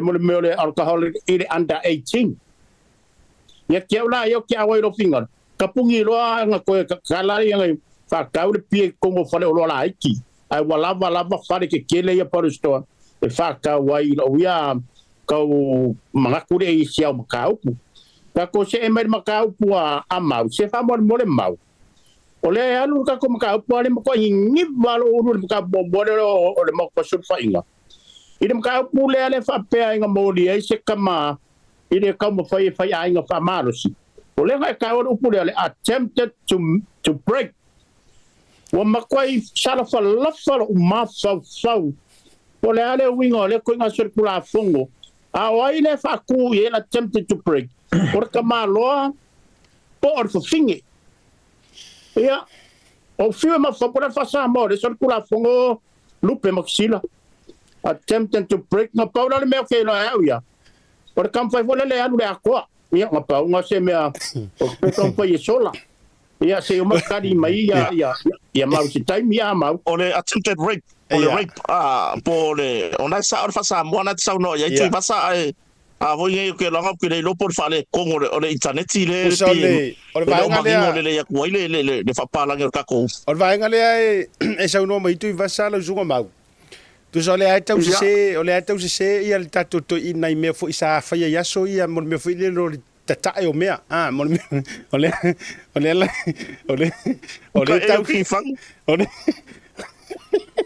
o le tau a mai ane mea lea fo ile le ia so la o le tau ai o mea ta ei ma ta ei ti o tau fale ma mea e leila ele o le va ele o le forced to break o le tama fo ile le attempted rape va tu le fafonga ia po o le tulanga fo ile le fa malo si o le tau ma fai fa malo tamai tai ka ko ria nga fa faingo fie fa po se fai ainga fa malo si ia po tau mo mai tu va sa fa mo ai ave se mai lo fina ngalo mai aso ia te mi fo ia o tele meta e ma me fa pena te mi ro so i fuanga foi fainga ta fa tai mo yesu sa no mai la fa se kaila o lela ko mana maku na le ko fa le ko mo internet e o lo le fainga o lipso mau fainga le so para fungo le fa pe attempted to break free ale attempted to rape ile la wa mala fisili wa nga kaila I la ngole o kero mo ko su fongo la fainga paula le o se mga ngi vai ngala so ma lo pa tai io tau mau mai foi o tau mau mai foi ka ko sui le a mau marsi o ka mau mai foi ka ko I fai pure foi le mo ale mo ai ko ngol pare me sau no mai le io ke ia marca maro io ele faina le ole e to foi mai le vaenga na tatu fa so ai mau so fina ngalo lo tele Awai moni e lau sau noanga. E le whape o tātou tuli au puina ma vai masei ngi makanga ruenga po ni ofisa po ni whaarapo tupotonga. A tātou fua le ofisa o le ombudsman. O le ofisa o sulu whainga. Lono winga. E sulu whai o le key word po le upu wha ma mawhala iai. E sulu whai iai. A whaila ongi whaafika au li uma e kulou. Wa whioki engi ka ngaka. Po lai tali ngā ia so e whaangata ai e iai ni aso lai avatu ai se whaamata ue o aku ua wha o aangi wa muru whanga a lele I kali mai le official ombudsman o whea a sulu iai le atunu pe o le tūle le tau avatu pe iei so whina ngā loe whaali e vaenga lea mau a tatu tere me ia tui le sim tau o tatu update Whai asiata ia manino I o matafa yo I tau avele a le vaenga leo le ofisa sulfa inga awai o mtaka runga uma le malo e whale tonu sera tu awa unanga I le vaaya se so se iti seni la vola tunu o ila ke malanga ia ke arwe e ke su ia ke arwe whai ila complain pe a whai wa le tonu se whatinonga ila oe vai ma ola oe ia ka kau e ke susu I le ofisa leo le sulfa inga e ke arwe wha leo oilo fina ngalo ise au nanga wa wai pe on mafuanga na io na on ta upule ma tu au ile official sulfa inga ona baba aya ma tu au ele o minoi lava tu langa ile mata upor sa idinga o inga mali wa isi ola alo tu lo lava le toi au mai nga ole ne mata upu ona on mata upolo ola wa lunga de time ni eyo le va fo ya na inga ma tau inga fo tu lo foi la fionga matsila wa e tau fo ya ile o le far pui o le o tu o le tau fia ia sunga ya Samuel o le wa ko le lo po fe o ya le sa ili dinga le wa na fa pe min no ile sa ili dinga le asia ta mal fa fonga le tunu pe fa se ga ruenga le ofisa sulfa inga a tonu wa fa tonu mai se le poti po se tau no unga le o su suenga le a mea e ka kaunga o a maka mai a makanga ese ser pico leo sole mele lo kai Samuel pai o maka mela maka su e mo o ai na mali waile ya le alo foi o siungari ile ya po ma tu o tu agua po sia tari ya tu ya o tu langa na le mai tau atu ya o le wa ku maka upu fo wa ku ngafi le wa fa ilo mai wa maka ya sai ni linga ma tu langa ila tu su nga masat le ngai lo tari nga le tu no po fe wa fa ya tu langa foi ile mata upule ile mari wo tu e atangia ile nga yo inga le asiata o la tsa e pe foi le onga o le la ko kilo onga va pe mo la no tu langa a ingo skami ki tu ai fa pe nga le la ko vai wa okay lo va pe se fai pisingisi keren kupele wa ko avela mka mo le vanga mingoi mai ango se fai pisingisi le wa ko o songa kali itu tu lo lava ya le nai ma tu hoi mo le vanga mingoi mai ole ma ua le nga kilo ma sio so tu hoi ya porto ina for tato proclame ya masila samone ole ma kwa maka uki ole me nga le kupungi yo le fo la ko si yaki mala wa ko le ma fainga nga hoi le ele a mai fa mo ya oi ai ke wa ku lo e vai fo hoi le e pa o nga sili vai la wa ko ya la kala mong ya e uma mai ka usangan ge yo o pa solo nga i la mata pero tu langa na sia ta mar falo o mata ta fa mo pe mo se ava no ka pule ya sa no mai tu vasa o le ka pule o fa liang e ko shunga e o ko ma fo ya di va kula mo ka upu va mo ka fa pero ke mtanga ngo le e langu moana la mo ka upu e le kai o ngango e mkanga nga le ai va kula la mo ka upu e langu mumu o ye ava kwelang boanga e va venga kari mai ai ava kwelang mumu e ke fiwe fa kari la maka o pele lo ken kanga nga le no inga fe va ya la kulang blue malo Malo faftai o ele mafai no ele mafai ona o fai atu o te le I o ele finangalo tui vasa. Leanga o lea e wha maonia le saunoanga lea I le tino mai o mea o lo te tupu. O le foi o te toi fai atu le mawhaataloanga ma le fiongan minister. Te lo foi wake ia le sunga lau le male toi lo fisi sa o tua. O fea ua fai ia ile lua tangi foi le sa fai male fale tua o vaile. Wa fai langi le folonga le fionga tupu ola mati mai vasa. O fea ua fai ei. Wa maua mai ese kadi. Sau noa manino ale sunga lau le male doi lunga le tauta ia el vaso le te nei. Asiata. E o mai lea so. Ele I maua mai lava se kali. O le fesili la le fesili ele o mafaufau. Faaleanga e Samuelu. Ka koaru iei mea la ua kua inga mea ele o ni mea wha maonia. I tangi ia ua fai wa kangi le fai. O kangi le fai a leo. Le fai anga ia Samuelu o ia faaleanga inga ka mahalianga. Po ai fo ila fai pisingisi pala walanga le la pia manino mai. Ele o di mongi le kangi. Ai tuloua tatu wor fa te inga. A le la ua loka hai. Ai kangi ia le fionga ia tupuola mai vasa. Mati mai vasa. Onga ua ka ue e kuila e pamali mongi. O vaele.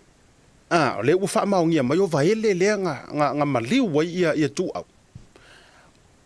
A fio loko puola fa upopo kuai malmingi ska. Ave I kai ofisa leo fesa nga I ma leo singia. O mai le so. Le ai ma se mea e kasi wakali maia. O le la le pe sa o irisa unoa nga tui vasa. Pe a avatu e lanu moana e langu moanga rau maka upu. Ia o nga vavea la ia leo kali mai fo ilele inga. Ai avatu e lanu mumu. Fatu ai fo. Ona fatua fakukua nga ia la ia ma fatua tuai.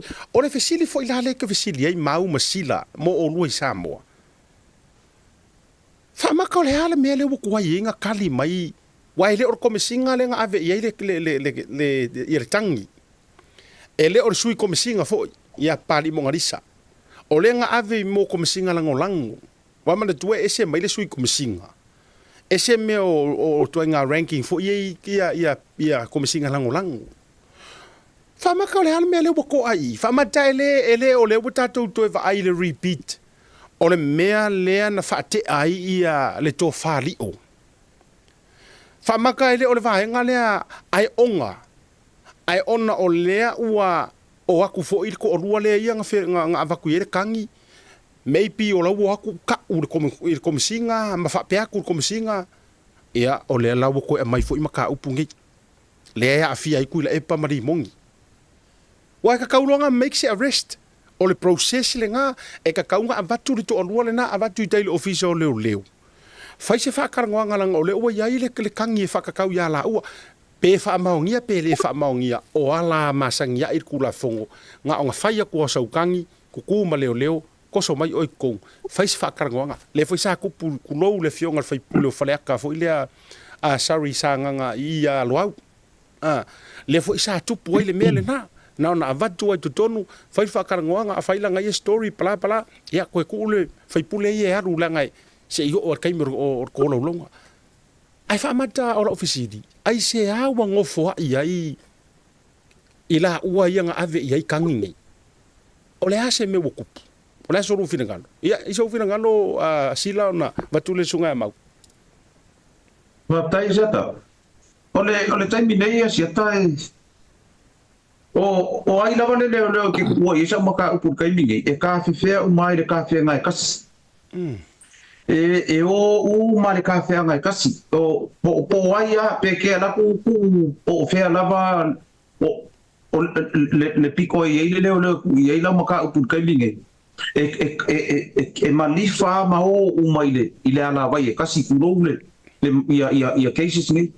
E kasi ale me e a foi ngi e kafe uma ia bengi o longa vinga e ia no tato nunga se tamal tato lau le nefia mal tato fontanga nefia ai a se longa suis komisi wa o lo una e siria pe aka ko sa ia se suis komisi wa a fai bone action mai lo ia sidi le action mai la fio mal sa papito o se kangaka ngi e kaka la le padlock le lokai ngi le case wale loa ko ai ia le fa la ko wa kule ile ombudsman a kongo e ongo fai mai se ora le ombudsman fa mole ko revisit le case le ku au ele ai se me o fai le la mo ni ia tu basa a e ala ko ku sa o ia kana a ala ke ke pipi e va be anga nga ola le o ma mo fa nga yo le case a e na ku le ke kongo wa o le menga le mo ni mawina le wala ngona le fa no wa nga ia le la fa ia tunisia seta le mo mau mata to male tunu nga fa le anga e mongi le kamari anga sa bwe lau le ngoi lau le au nga se ainga o le pango ka o le panga ka o a me ia o le a se fa makalanga le lo langi me ia o le ka uma le be le se fa makalanga fa ta mo ma le fa pa langi o le a ni vi inga le po ni vi inga le anga o fasili nga a kele ngi kupera al kali ia Samuel alo e faisa kangi me o ai la o le e arrest ni le defamation ai fa fa le anga ngor kamari anga le kamiki e a se kamiki no fa ga mo se mangu kulo ona me nga le fa ya ko ila kala e lo pa le ni ko bea e vai mau fuana le kai mi fa maka ko le kulo se ilo nga Swiss komsinga ora nga fa i unga mi ko se ilo nga Swiss komsinga ko ai lo ko ma du menge o le ko adia o ele se kamai ko adia ma ko adia le anga o le ko adia o ma ko pasa mai fa ko adia le wa yan so o le ala ka ko me la fa ka ko ke fiu e unga ele me se me se le fun ka ko sulu a ku su fa inga o ka ua fa sa mo o le sulu fa inga e sulu fa e la tunu le fo e ko adia mai nga ka lo nga winga wa lo ka o mai ka nga ka nge ya la va ye ka fe le me ko adia o sa u tali le seta ma lo fa tai lo fina ngalo a sila mai se mana tulo tele po so fina ngalo me ta upule ma tai siata ya au a fa fota foi le tuno nei va ngala fia fi ma na ya le va ngale wo ye ta tu tano a wa o me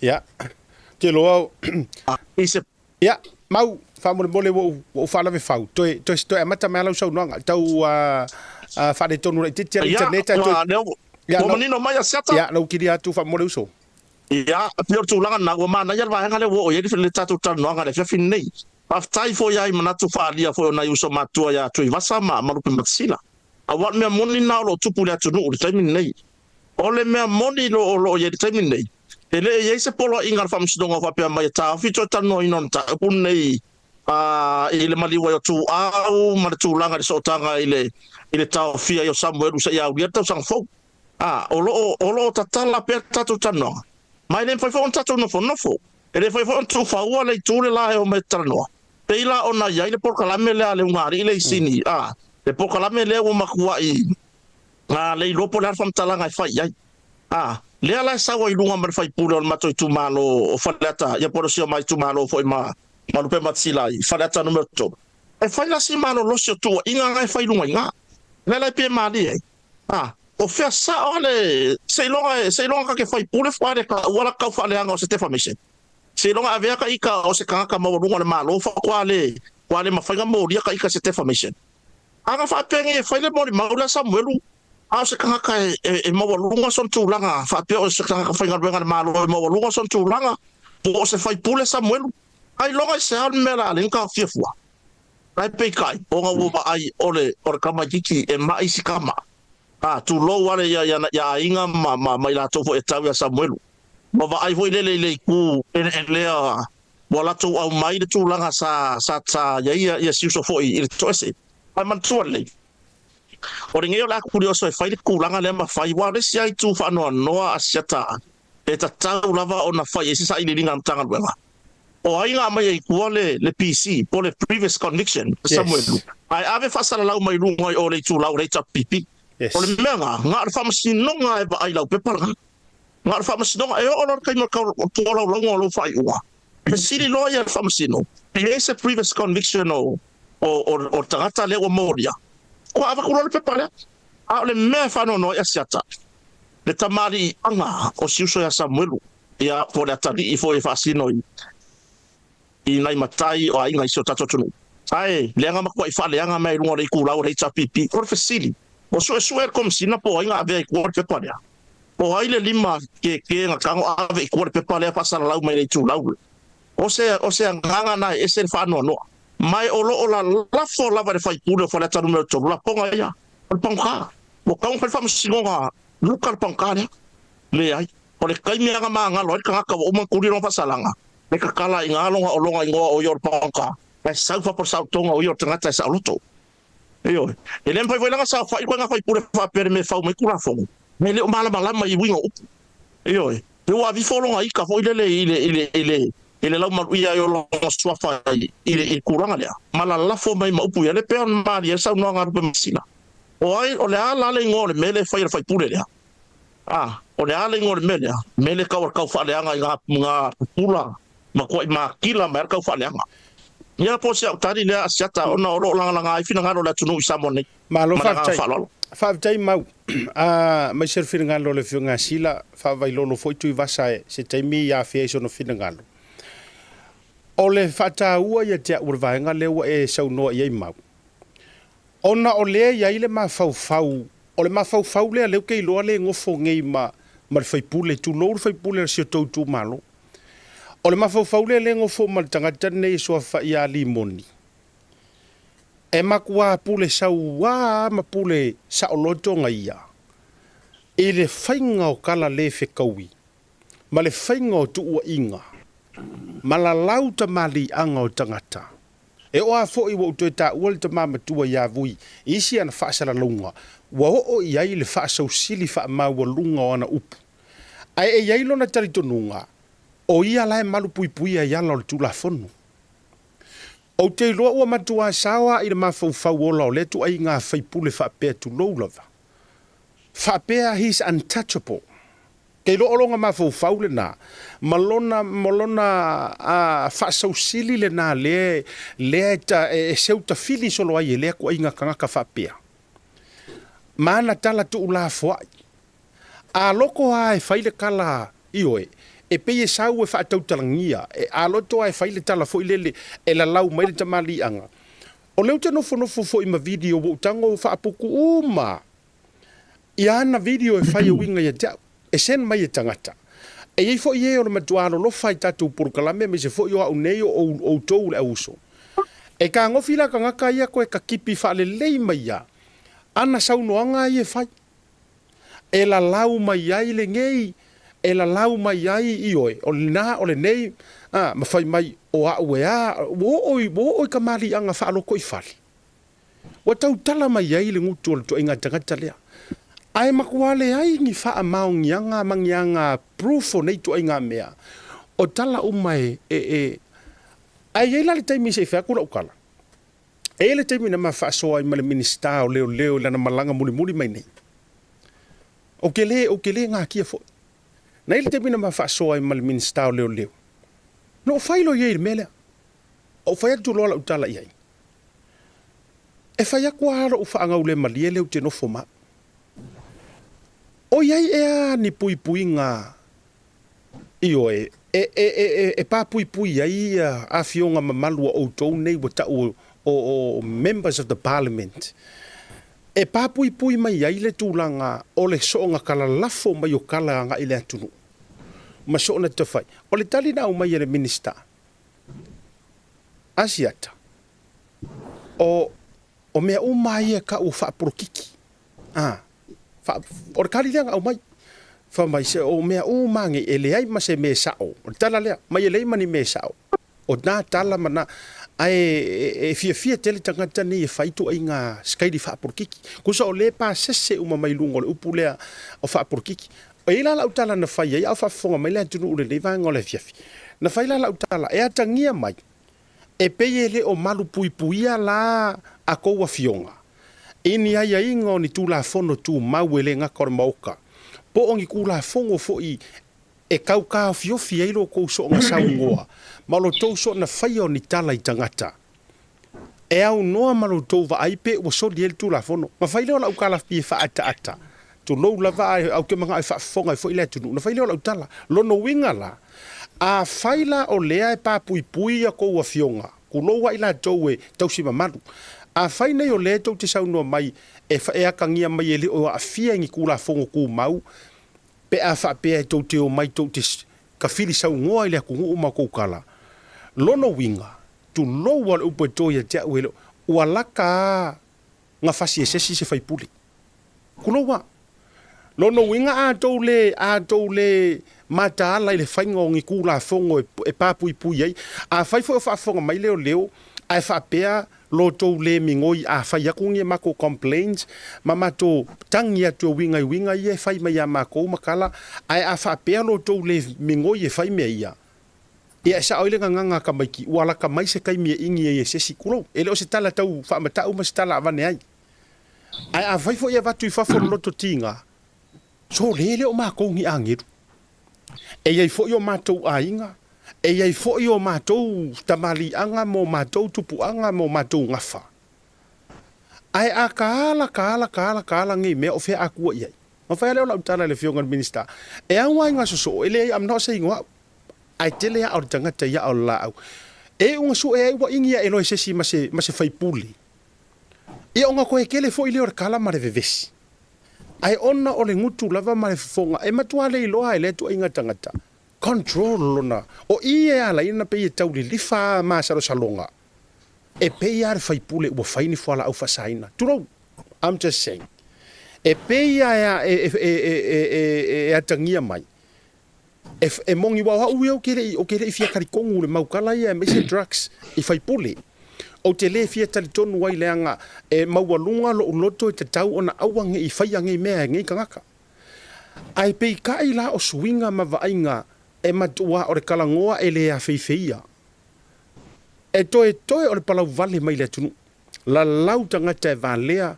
la lau le tunu asir sila fo im wa umiela fa so al mata upule langa wo pota wa ya te ulu o minga mau o vanga le asir sila ngei sa mo mala fa fong anga ko lu se fulu lima i ku malo sa mo ale ku er finga malo tolu se fulu lima na o se fulu mare valu e pe asa o fa taunga lele HRPP asa ngoa la le ya li mongi fa mai se vanga ka vale ai e ka muli malango lango ile wa ko sila sa mo pe fa pasenge ngai le kala le o le wala wer kanga ka le vale o mo sa mo 35 iku ma lo le sila ita to live sila ita to fa tal no lungo le YouTube wa over marco wafe lungo le Facebook la ka ko wafe e umma e le aso ne yo o tutai au more than 100,000 people ie maka mamuli mulitai aingi ka mai ka ngaka ie maka i me vale e fai mai la vanga i Australia va tu fa fonga le tu ai a saur ka ngaka le lunga ma fai nga kala e makua fua o ai li mongi le ku wa i fua o lava le nei tu ai nga tangata fa ma wa lunga fa pe ma le fai nga fa makalanga fa mai ia nga o si vanga nga i ka vale sila sa mo tu lo le nga u fai so o ngai upu ngai ka ngaka o atanga ta valea e koru se fulu male lima fai pule o le fast i ku malo o le fast more than half of the country lea ela ko ke io inga malango inga fai nga malo no fai atu fa pene i le vaenga lea ia ai la fo atu e ni o tau fina ngalo falia wo manatu o ke le lupo fe afua i le tapu le tangu to inga tanga ta fa pe se i vanga ngai ua faia ni fuala au ioe fasa inga ona out of control lola ia ele to na foi male la ina le mau fa fika uri e kupu fo ia makoia ku lo wa ke le alo fo sia data la au ia e fo ia ita to fa so isi te mi fai ur program le ke le fo yo men ko fa ko fo isi fo ko inga ia mako ingi le mea le ua matua le loa se to fa le aise fa auto tanga a ua fa ka maiki uma me uma ona wa afianga nei mea la to te faia ia ela fo tu a tu va sai so fina ngalo ia me se fo la uso tu so meta upo tatu fa so ai ole kanga karnge yo ka wo for so for tai pudere ese de famolunga wankala fa sa sili la balankan ngoi la uia kilo mala fa longa se kai mi lava e kala ngoma e ro mau kwa famolunga yerga ka fa sa sili e whangongoa ia le loko i le koe ngā whaipule whapea. Alfe siri. O whea la le mea o iai ka ngaka e mōlia i mea i o whai o upu whaolo a kaua whapenge i le lau ke mōlia. Ai whawhengi koe ngā wharekaka whapenge. O la ukari kongunga i ngai koe ngā kaka whapenge a siata. Ia, e whai e lea kua se, e whai loa i e lea kua se ni unga le ngai koe ngā wharekaka whapenge. E wha maurulunga whapenge i o fia ngā upo e la lafo mai. E pei o ngā whekalai i ai. E ar koe ngā merea. E rea sise senga merea i hoire no a mangulen koe whawhaware lau koe upea ngai rong wha maurunga. Ka roi kulanga whapenge. E o voi le kaka voi le ngai a usa lea whapea e whai me lea ngai kongo ngu o lea tua. E rea ngai mai lako la o lea tua ngā mai whiriskia. E mai kau mawhuri lako la ai oso. Ta mai oso whasao lako la ai li ulipia inga o koe ngā whasalanga e o koe ngā kangaka whapenge le lau whasolo le wa muri ka ia marungari i le nunga singi le whala kore kio le whawhinga lea le wala lau ni raka le makuang kupua ia sira koe o ko e kiripi ngā e le si mea ngang whai i ranga upu i kangaka vo i le kau ai maa kula pokalam e le sia whai ngor kau o si upu e whai e whanonga upu whawhingi anu lai ave mea ngā sei waku lava au ngā letua. Anu whangai o mā kua ma whangai koko i whea. Tia mai koko le mea o i er kalangoa le koe ngā whawhingi whapea. O i au ngā letua o sui ko fia o letua. O whawhai ei upu le ma whau. Ka fio la e se mea o le ao o ni koe ngā whareka ngaka whapea asi atu. Ia, e ara ukari kongunga e ara kaimi e whasao ai e rea tua ia koe ngā wharekanga whamoru munga whapengei mo la ko mangaku ia sao ia ka awhi rea e kusai poi mai ia koe ngā wharekanga whapengei ke re roa ia popia e o mai ni koe ngā wharekanga alo whautai tui wasa ia asila pe e isa vaenga te fia to e sau noi mata upule ia ole tamari le ia ole tamari i ole tu malo le i palet ya ma tal no foi mare so ya mau ya o tau sai foi se tasu tamali i o le tu ma le i le nu le ma to no ta ve tele sa ma i ne o malanga mari i guni ya o wa tau wa ma se i fina ngalo le tu malo ya wa tau na tilo e vai se fai pule le to tau va le o i tau ave le tu malo wa ta to va ya ele o tūlanga mai se tūlanga le lei. Ia o kūlanga fo i la au whasainga ma whala au whasainga. Ia, e ia te tonunga ia ele se tātou oan masalo. Tātou te masalo mia lava ia e o fo ia pau aleo le me le asalo na whaipa. E le tai asalo masalo. Ia ia te tonunga. Ia la whafonga ia to im tūlanga tūlongu. Me mātou tūmalo masi mātou nunga i tere. Ia toi whiri. Poi fili tanganga tofa, poi fili wa tutuna ia muniao ma tau sa ili lumana. Ama ia leri se tofi le lei mo faleta ila nga iluma. Ia peo sa u tali atu rea se teneve. Malo whautai tele lava o nol mata upuna whaalau tele mai le sunga ia mau. Ia te uto i se mata vaenga mau ai tau tele me atu lisi tal tau wa vaenga fo ia mata upu lava nei na tu te whaasoai whamurumun. Tai a siata. Mana te ren vaenga lea ua ia whasoa ana uso matua foi. O ne paua si vaenga o te ronga o te ilo ua lava tau so foi ia manatu foi. Tu sai foi fina ngalo o tui wasa manu pe matsila. Na paua si vaenga o te whamanino. O ngon mako i kumalo whaleka. Kasi e kau de wha e kasi a whaleka. Eoi. Ele eser kasi eser lua eser koru eser wha. O ne mela nga. Awane i tau mia o tatou manatu. O ngā whapio o whai pule le ai. Eoi, e la kau ke lainga kukusa le lei, mai la kou ngei o lo sa whai no fō whai pule. E kongon pare mengi, fe siri foi. O lan me ngā lengi sa whai kongon pare mengi. Lan me ngā lenga mawar ngō fō le sa whai kongon pare mengi. O ngā ka kou ngei, o au o oe, ma ratunu ua to. So, sala ngā saira ku, ona wa ovan le ma fō whai pule. Eoi, ona o le no fō ele o se no fō alon ainga, o le ngō fō ale kumalo. E per tūlanga le asia tātou fon whapie foi fina ngaro lo so matoa. Malo Whaaftaitele lava mau. Leisia vaenga no apo ina mai sau noa ngale whionga ia sila. Le taimi wo whano. Mata upu ia watu tonu o mtanga ruenga o leo e matua io e mo wa mene fo ia. I have now to loa la utala wa matua lusi lo whaatua tuanga. E iai ni a mio tonu e toe maua mai tu tonu i le pūlenga o lo iai le taimi nei.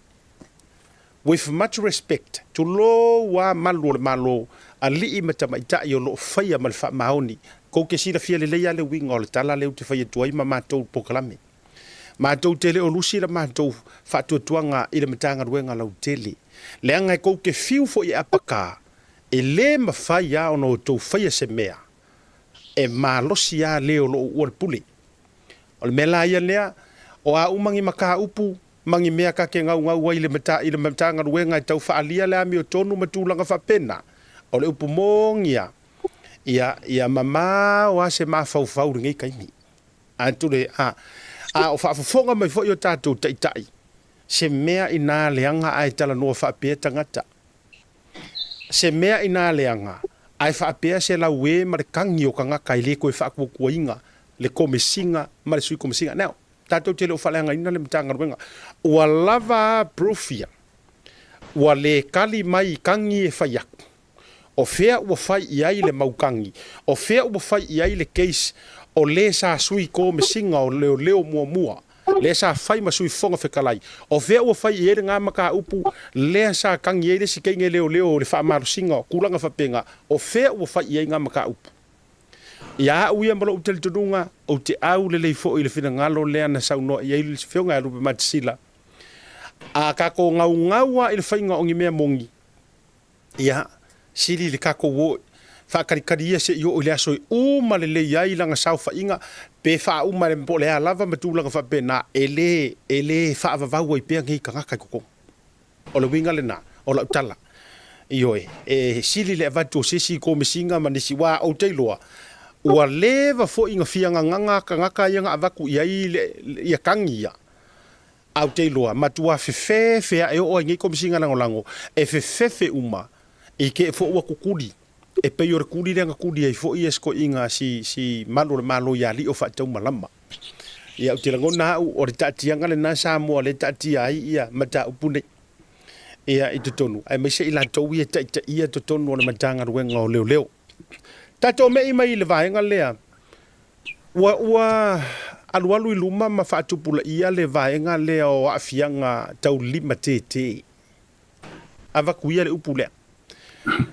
Lea nai ua na umai le olo se tasi o atali i fo. Ele i mamau aku re keisi le ngā. A lea fo ua kili mai a madou ni usila nei se tasi fo i o whanau. Ua afia kalu le mea lea. O le fesili mau masila wa nan ma fesili to matui vasa mo o lui samo. O le ai le mea o kupu ri isi o kako wa kuhu. Alu o le fasia va. Alu o le mea o kalepe fale va tule. Ele fa pia i kupu mua. Alu winga le wala tule taimine ua mo kwa masawa. Leilo loa mai te neti la iti. Su e mai lunga i le whaalau i loa fo i e whaalau i tele public notices sa matanga ruenga o leo ngā o le su e mai o ke ngeki ka mai ke ngi a le fo i whaatupula ia o le asa mea ua kupu i ngai mea o le asa o lua observations ma se matau ua whaatupula ia i nei mea whapeitono le tātou tinu ia so whina ngalo sila o na sa uno mailo sunga mau Ni pa te seta pa vai lono hole so matua tu vasa ma chama Ia ole masalo mia nga mua si ata ele na male la ina le masalo mia ole sawa ole alwale ale aisa isa mone ole kele a e ia lo tali tonuma o kangaka ia ka ke fe pasi ai solo ai ngi samo ia o kangaka o ke langonga ia ile kangaka le kalango fa sa nga i mai ama ko mo mau ke lo kai o la kanga ilonga I kanga longa o fuangi Ole popole nga kele nga siata wa ye nei. Awa aka ko ngofum ka ko ke pai ku. Ele I worst fa pele le ku langa sa ka ko ye. Nga fasi ya ka ko wa ba I o le ko nga worst wa ye ngai kai. ia o ro fa longo foi wa kausa sa la kiki a foi le no le maruanga le mele ye wa ka wa wa nga le mfai ai nguma ma fio nga ka ka fio file le alo le maruanga le o rua la ma le mele o le action ngi kan ai pe o sa wa nga kilo ma le kele wa fio nga ngi sa mo o le ngi le o nga foi ye fia o le ko e mamalu ngi pu le nga ngu ye fia a me sa fa solo ki le ka langa e alo nga i mai kele fa solo nga o le lapi ko ngu yo le alo nga i kwai ia ana mana ngā whai ku. Ia mana kele wa whio wa ku whawar tupulanga. Wa ku whawar kupulanga. Langa le fo isa kupuli mā ko wa inga i le mau kele. Nisi o ka mai ki a onga wa a fia mai i ko kongo a onga.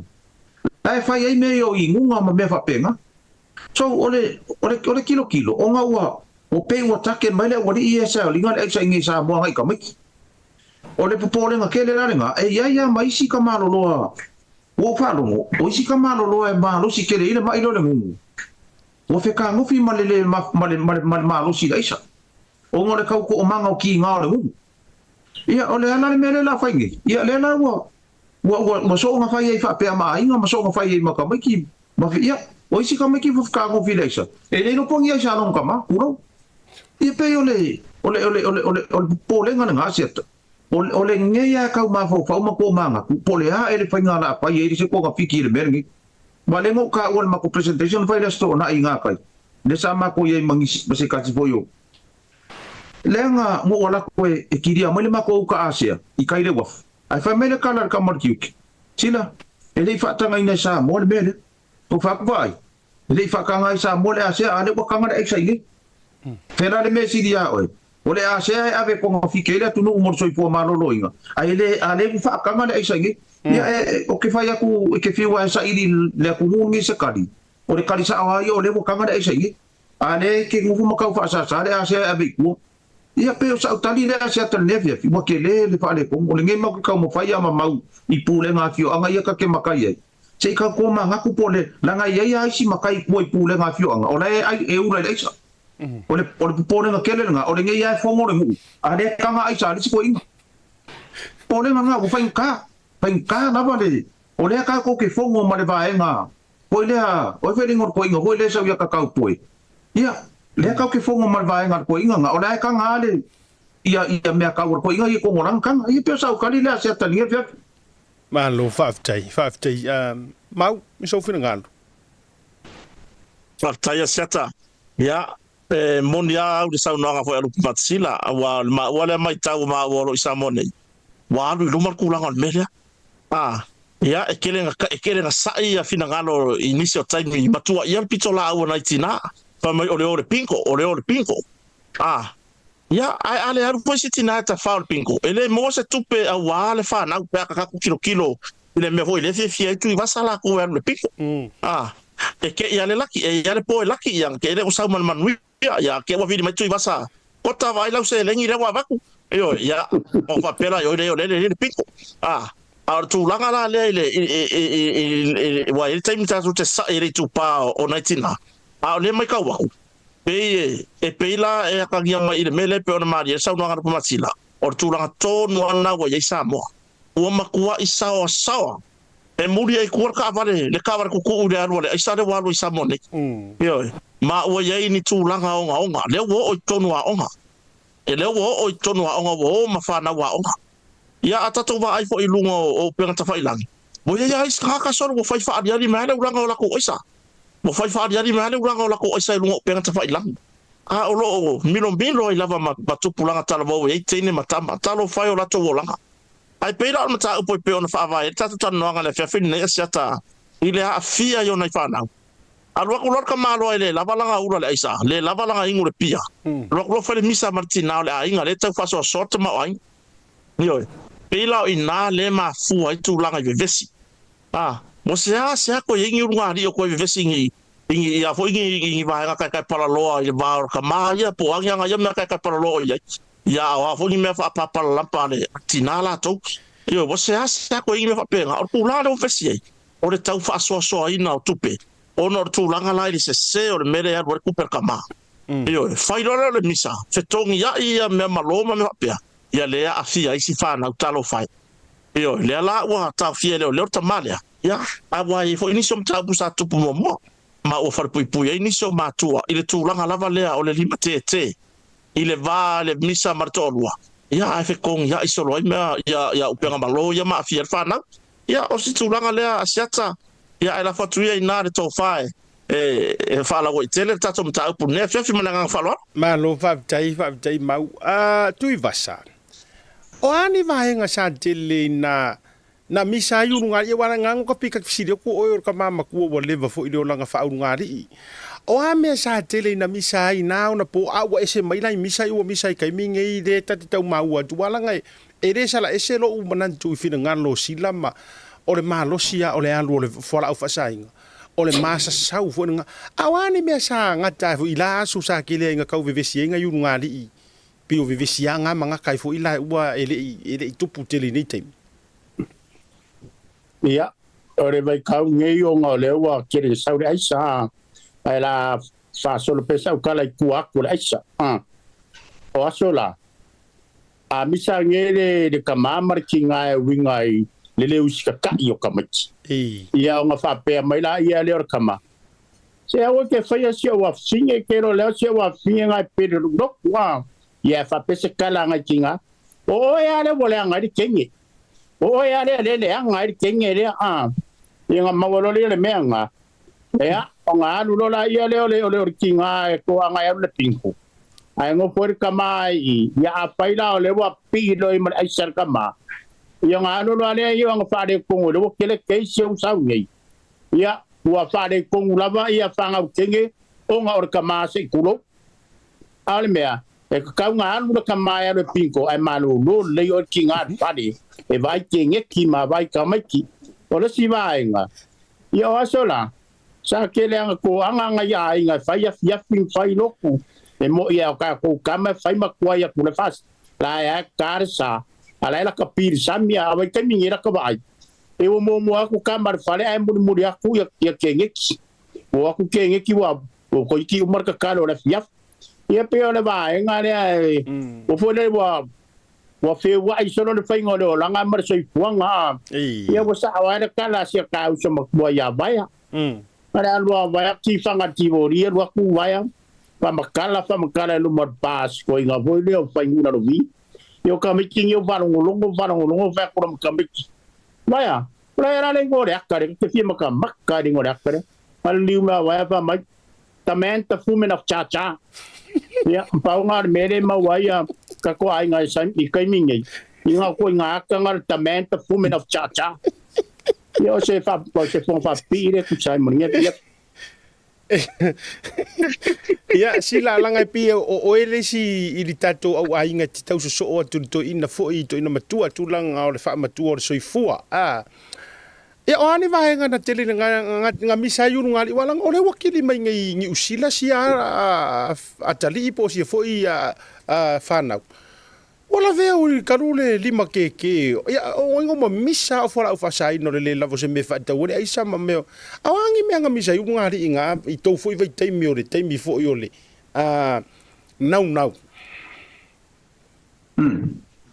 ya ole e kasi ale ni fa mai kele asa kele nga misa yu ngali yaso kele iro yaso ngi po ko fa wa pele la le ku laula o le mele o ma kwa fuale ma vo fa ma ngo le ma va ma fa finge mai le pinko ai alu ia le pinko ia o le menga le nga kele nga bebe se yu ngali yaso ia kele o fa ya ku kai minge I le alu se ka ko so ma kwa I le pinko ai o le mai piko sili le nga wa I le kalo o le fafinge I fafo wa makua va ai pe va ai security a Joe Biden le va ai ngor fafinge wa ai le kanga kai kalo I fafinge ba tu sai ai awang ba ai oi ke wa o lau ex ngai ke kalo ya e pe ole o lau kilo nga se taile e o vai wo mang kuai I le fafinge se ta wa ka ko kala ngo fa fonga mai le tunu o le ngia ka ke kala ngo le mele o le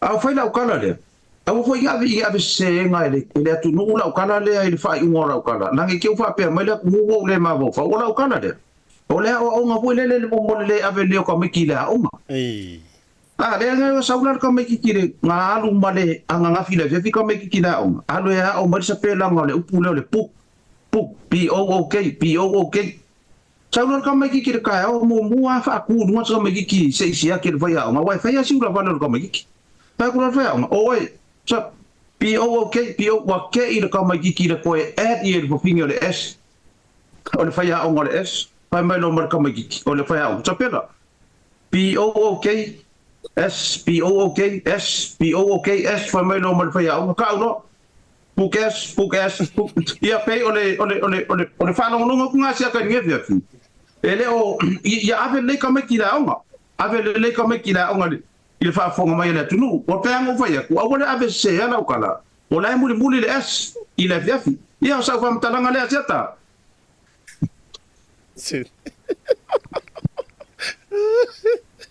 Oh my good boy.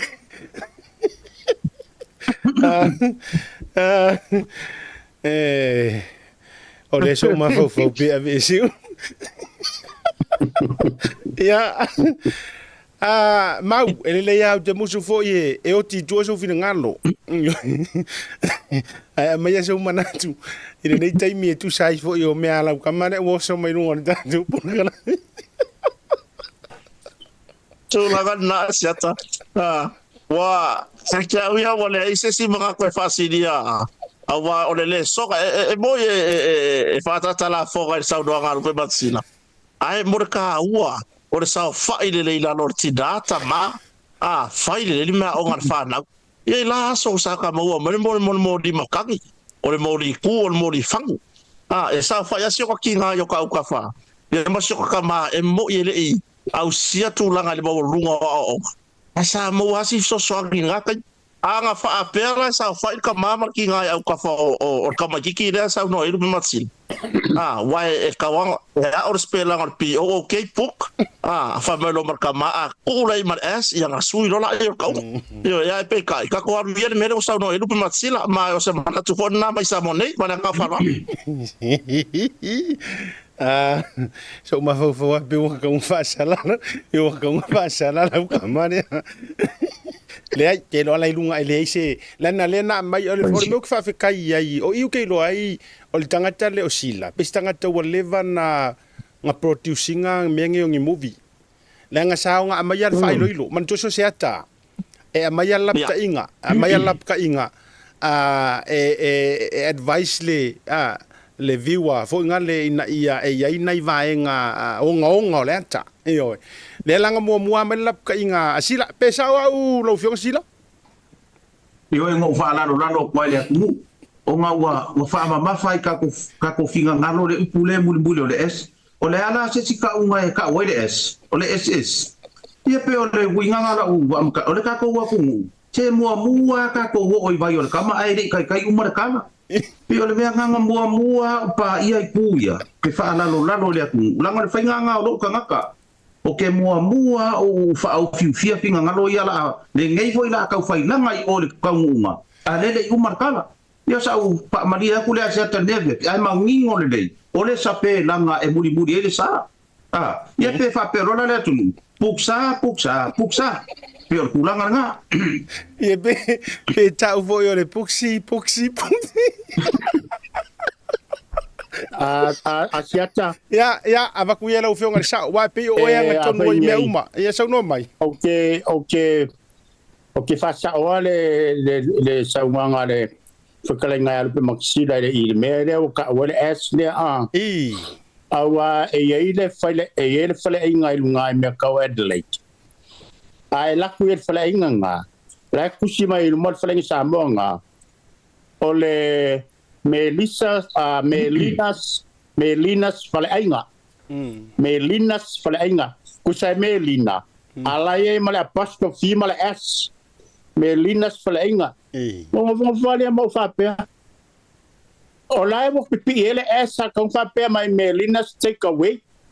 O fa uma pera palangi walau PLS wedding me fa Samoa e fa le S no mo fa Samoa Melinas fale ainga e PL make sense la ya or mera nga lo que fa ko sa o sila ya wale fe ka wiara ya ko nga me au fa PL le S ko ia whaparangi umalo.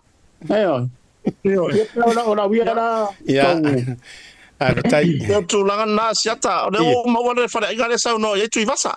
O le ksa o ngala wa fasa mo a fa o Melina le marsa apostrophe S a por apostrophe sa. Fale inga. Yo longo winga Melina sa fale inga. Le ka ngala ngan fasa mo. Yo Melina sa fale inga. Okay, vaya koe siringa ko maroro. O le fai umi o mea ia. E au ainga sisi. Ia, lupe matasila. Au mai se tātou o tonga o le ni tātou whapitoa fo i o le nei. Ia, mai se fo i o tātou o loa. Ai, e tele isau no mai ma le tūlanga o le tātou teimi fo i e. Wa tātou e tau walunga i le tātou whaaluiloa le motonga. Atu fo ina iniso tātou company langolango sua. Momoli atu whaafte tele a le tātou pulenga. Le fionga fui mono a me se fo ia o au nei le tātou pukalame o le tauteia. Ona o le lua tali maloma le lua anga le lei. I le tali le leinga o nai a tātou fans. O tātou purkalame, ma e o loo auto va atu, i oe. E a fea, e le ngati tau le motonga, e le wharitari malo, ia ae wafia o mātue, e feiro i atu. Ia te ulua le auso tu lou lava, ia o tātou wai ngoa whaatama, ma le au popo, ma ai o le tangata maro na whaasino manga. Lau fionga le whaalolonga, lupa matisila, a mese fo le uso ia mau hunt. Whaafitai, ma moli le whaamaro, ma le whaafitai tele.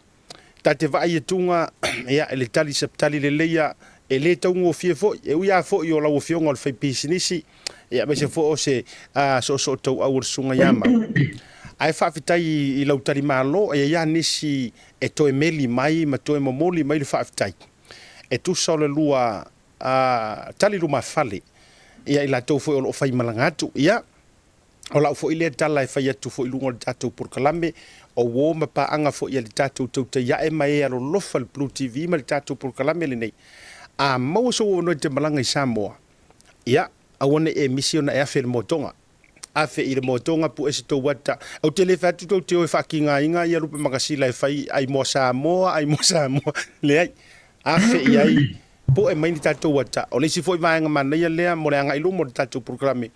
Ia, ole a maua maina ia tale leo nei fans, ma la tau e asia atu le motonga, ia mai se foi o le tatou, o le studio a sunga e a kota.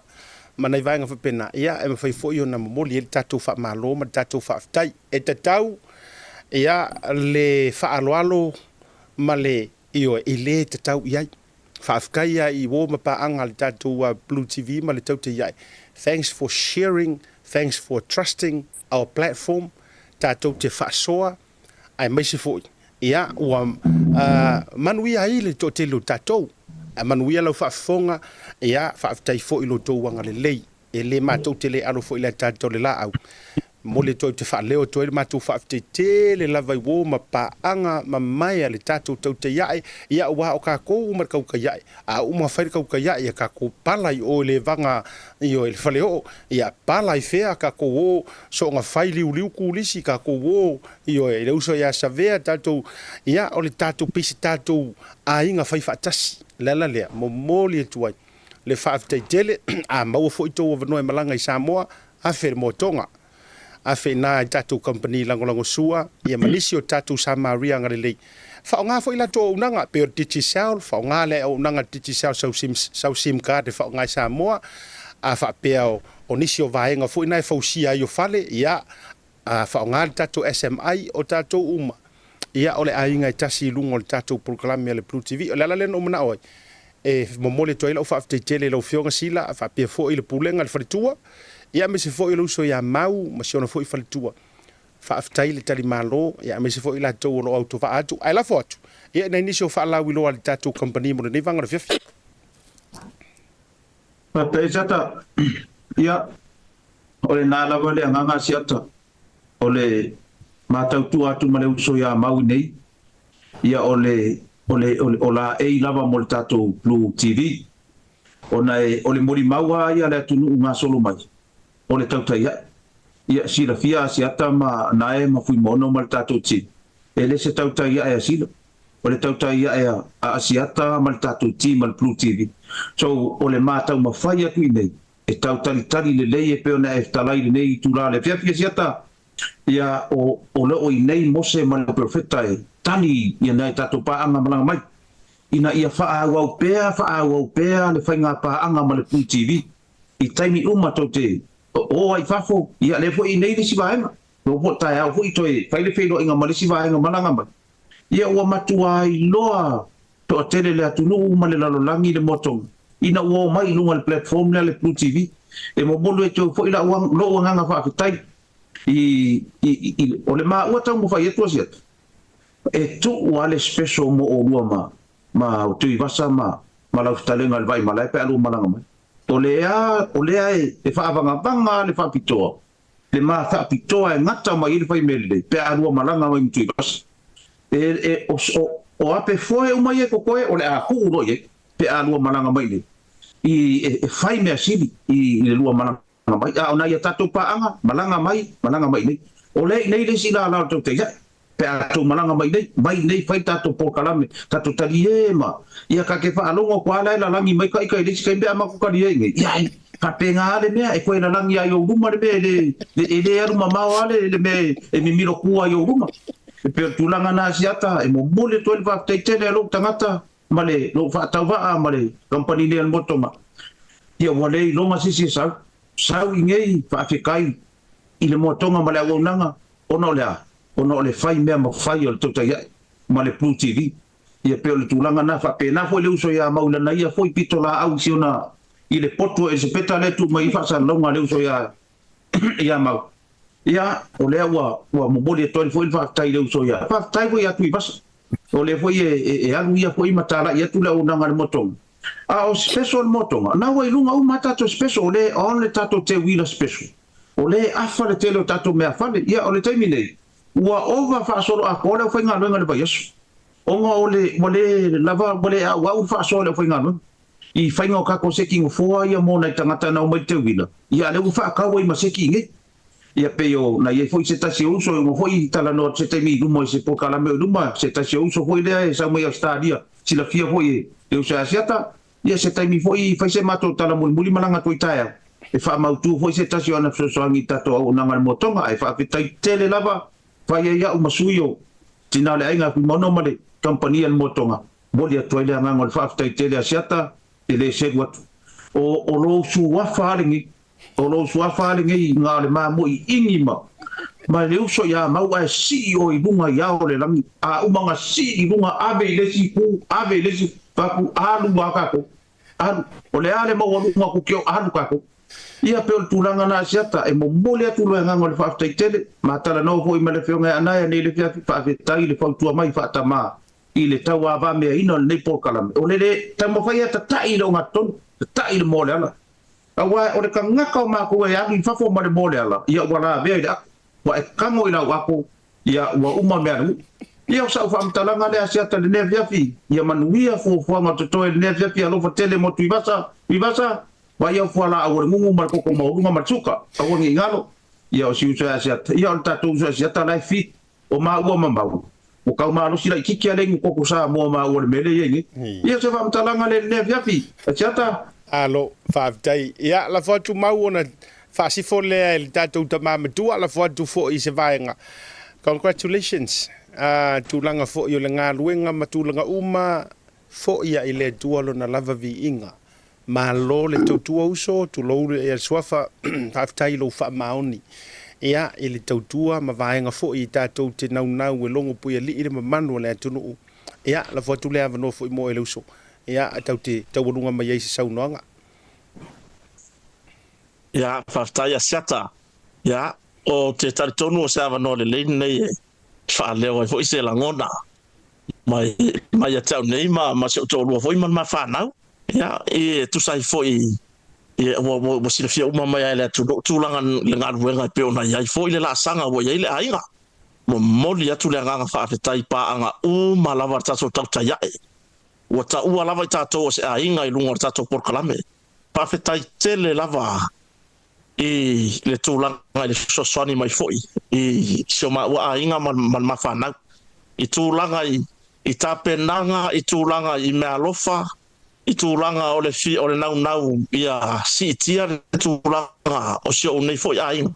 Pawhetai leo o tino, leo e le pine. Leo e le pine o tatou mafutanga i lunga o tatou iai. Pawhetai tele nai whawhengainga mo latou wharetua ma ainga. Pawhetai nai tinam ta maa matutua. O nai uso matua whawhine ai ngata fo i leo nisi. O nai wō mapaanga o loo anga le lei mai ma whai mea rofa mai tusai fo i martulanga. I lea tina e ino sio ma ua ainga. Ai ngata fo i lea i le matou ngā lue i Samoa nei. Ya mo modi ale nganga whawhetai e le uso fo i a po le tama fo i alupe matasila. Masi ona wharetua ia fui maono martatou a inga motonga. I le naunau mai ma le fautua. Pe ona iai le nei whamoe moe whawhetai te le lava. I le tau wanga le lei le atua whamanuanga toi whaatumu me u whangao ngao ono le tau alofa. Ma le tau foai. I mo le ma le whamoe moe ngā. Ia tū lai ma ia whamautu se tū langai. I le sio mau hoi a inga tūlanga se whale o le mawhanau. Ia lewa iai, lewa pine. Toi au nei vai ngala iti e wha mai a foi ia ona mai ai foi la ia le ai mo mori atu le nganga whaftai mai a te mau nei martina la inga ma se mawhanau. Ona o le tau alofa foa i ma le foa i lava au noa ma se masau salo i whamanuanga i murmur mai. Ia tūlanga na asiata i le mau hoi maftanga ma le fionga fai aru matsila i Samoa nei whawhetai ai nei a tatou woma paanga uma o lo malanga asiasi mai Samoa nei. E wala au mai whai awa foi o morsila fia asiata ma whafonga wera tunu. O le ae whaau au na isolate ar tūlanga Facebook a le sunga foi aru matsila. Peilar tūlanga na e so tai ma mai na e tatou maloia te au. Ia o no tangola ia le so tai telefoni aru matsila. O no tūlanga na o le whano fo e sea lava Facebook. O ke rei ropo la le me o ming fa go fo se ar tūlanga i. Pe ar malanga nga mai nga le ata wa le sa fa no fo se ya Facebook fo ya ale uso ya rupa matsila ya le fa wa ya fa fetai na tatou malo uma malanga me tunu mamau pa malulu fo i pale mo so wa no le mo tonga no tūlanga tumu wa ya ya tatou malo malanga mai. O le api mo tonga ya le miss mai Australia Queensland ma New South Wales. Ia artulanga ia po ai lava le tamaita e pale mai. Ia nai ave e tatou lango whaftai fo i le veo tatou a ingan mo tonga i whai mapitanga pe amlanga mai Samoa. Whaftai fo i le awhionga arupi matsila ma le paretua ia fui maono sufari.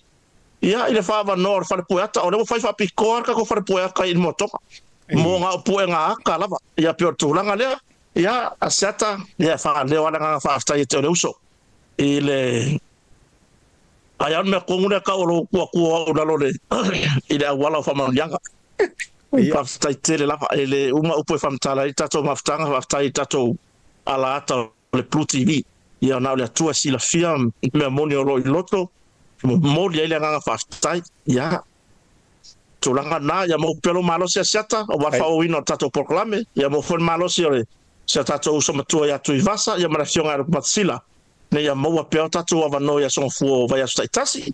Ia ma le maru lau tero atu no moli atu le nganga whaftai mo mea umalava.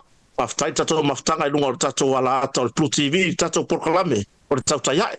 Ia mai e tau nei la lor whaneo i Samoa nei. Ia whawhetai tele lava. Manuia lava le fiafi whainga malolonga. Malo whawhetai te luso mau. Ia, tui wasa. O le sa o le tatou a. Ia, tau runga mai ai sau noanga fo i le reivanga o le fiafi le tatou a. Whaasoa. E mori atu lau whaftai tere lawa i le pai ara whainga ruenga le tua. O lo whawhare turu ia i so se whata whaitaulanga. O na lo lato tapu tapua ia o le tato por kalambe. A le Blue TV ma le tauta iae. O tau whaiva nei o lo tau tatalo i le au maripo. Lea e manuia ai le tato por kalambe. Whawhitai lo tau langolango mai. To tele nai sungai fai fe awe walau mai. Ia ma mai foi lo lato tuolalo. Ia tusai foi ma le tato por kalambe i le aso ma le aso le ala lea. E modi le ngang whawhitai ia au na le tua. Whawhitai le pa ia ma le mamanu o Samoa. Ai le ngata le o wo ma paanga. O lo lato mai moa mai pea. Ma tapua i mai ia songa fua taitasi ai le ngata i lea. O aso umar vai aso i po kalambe tauta iae.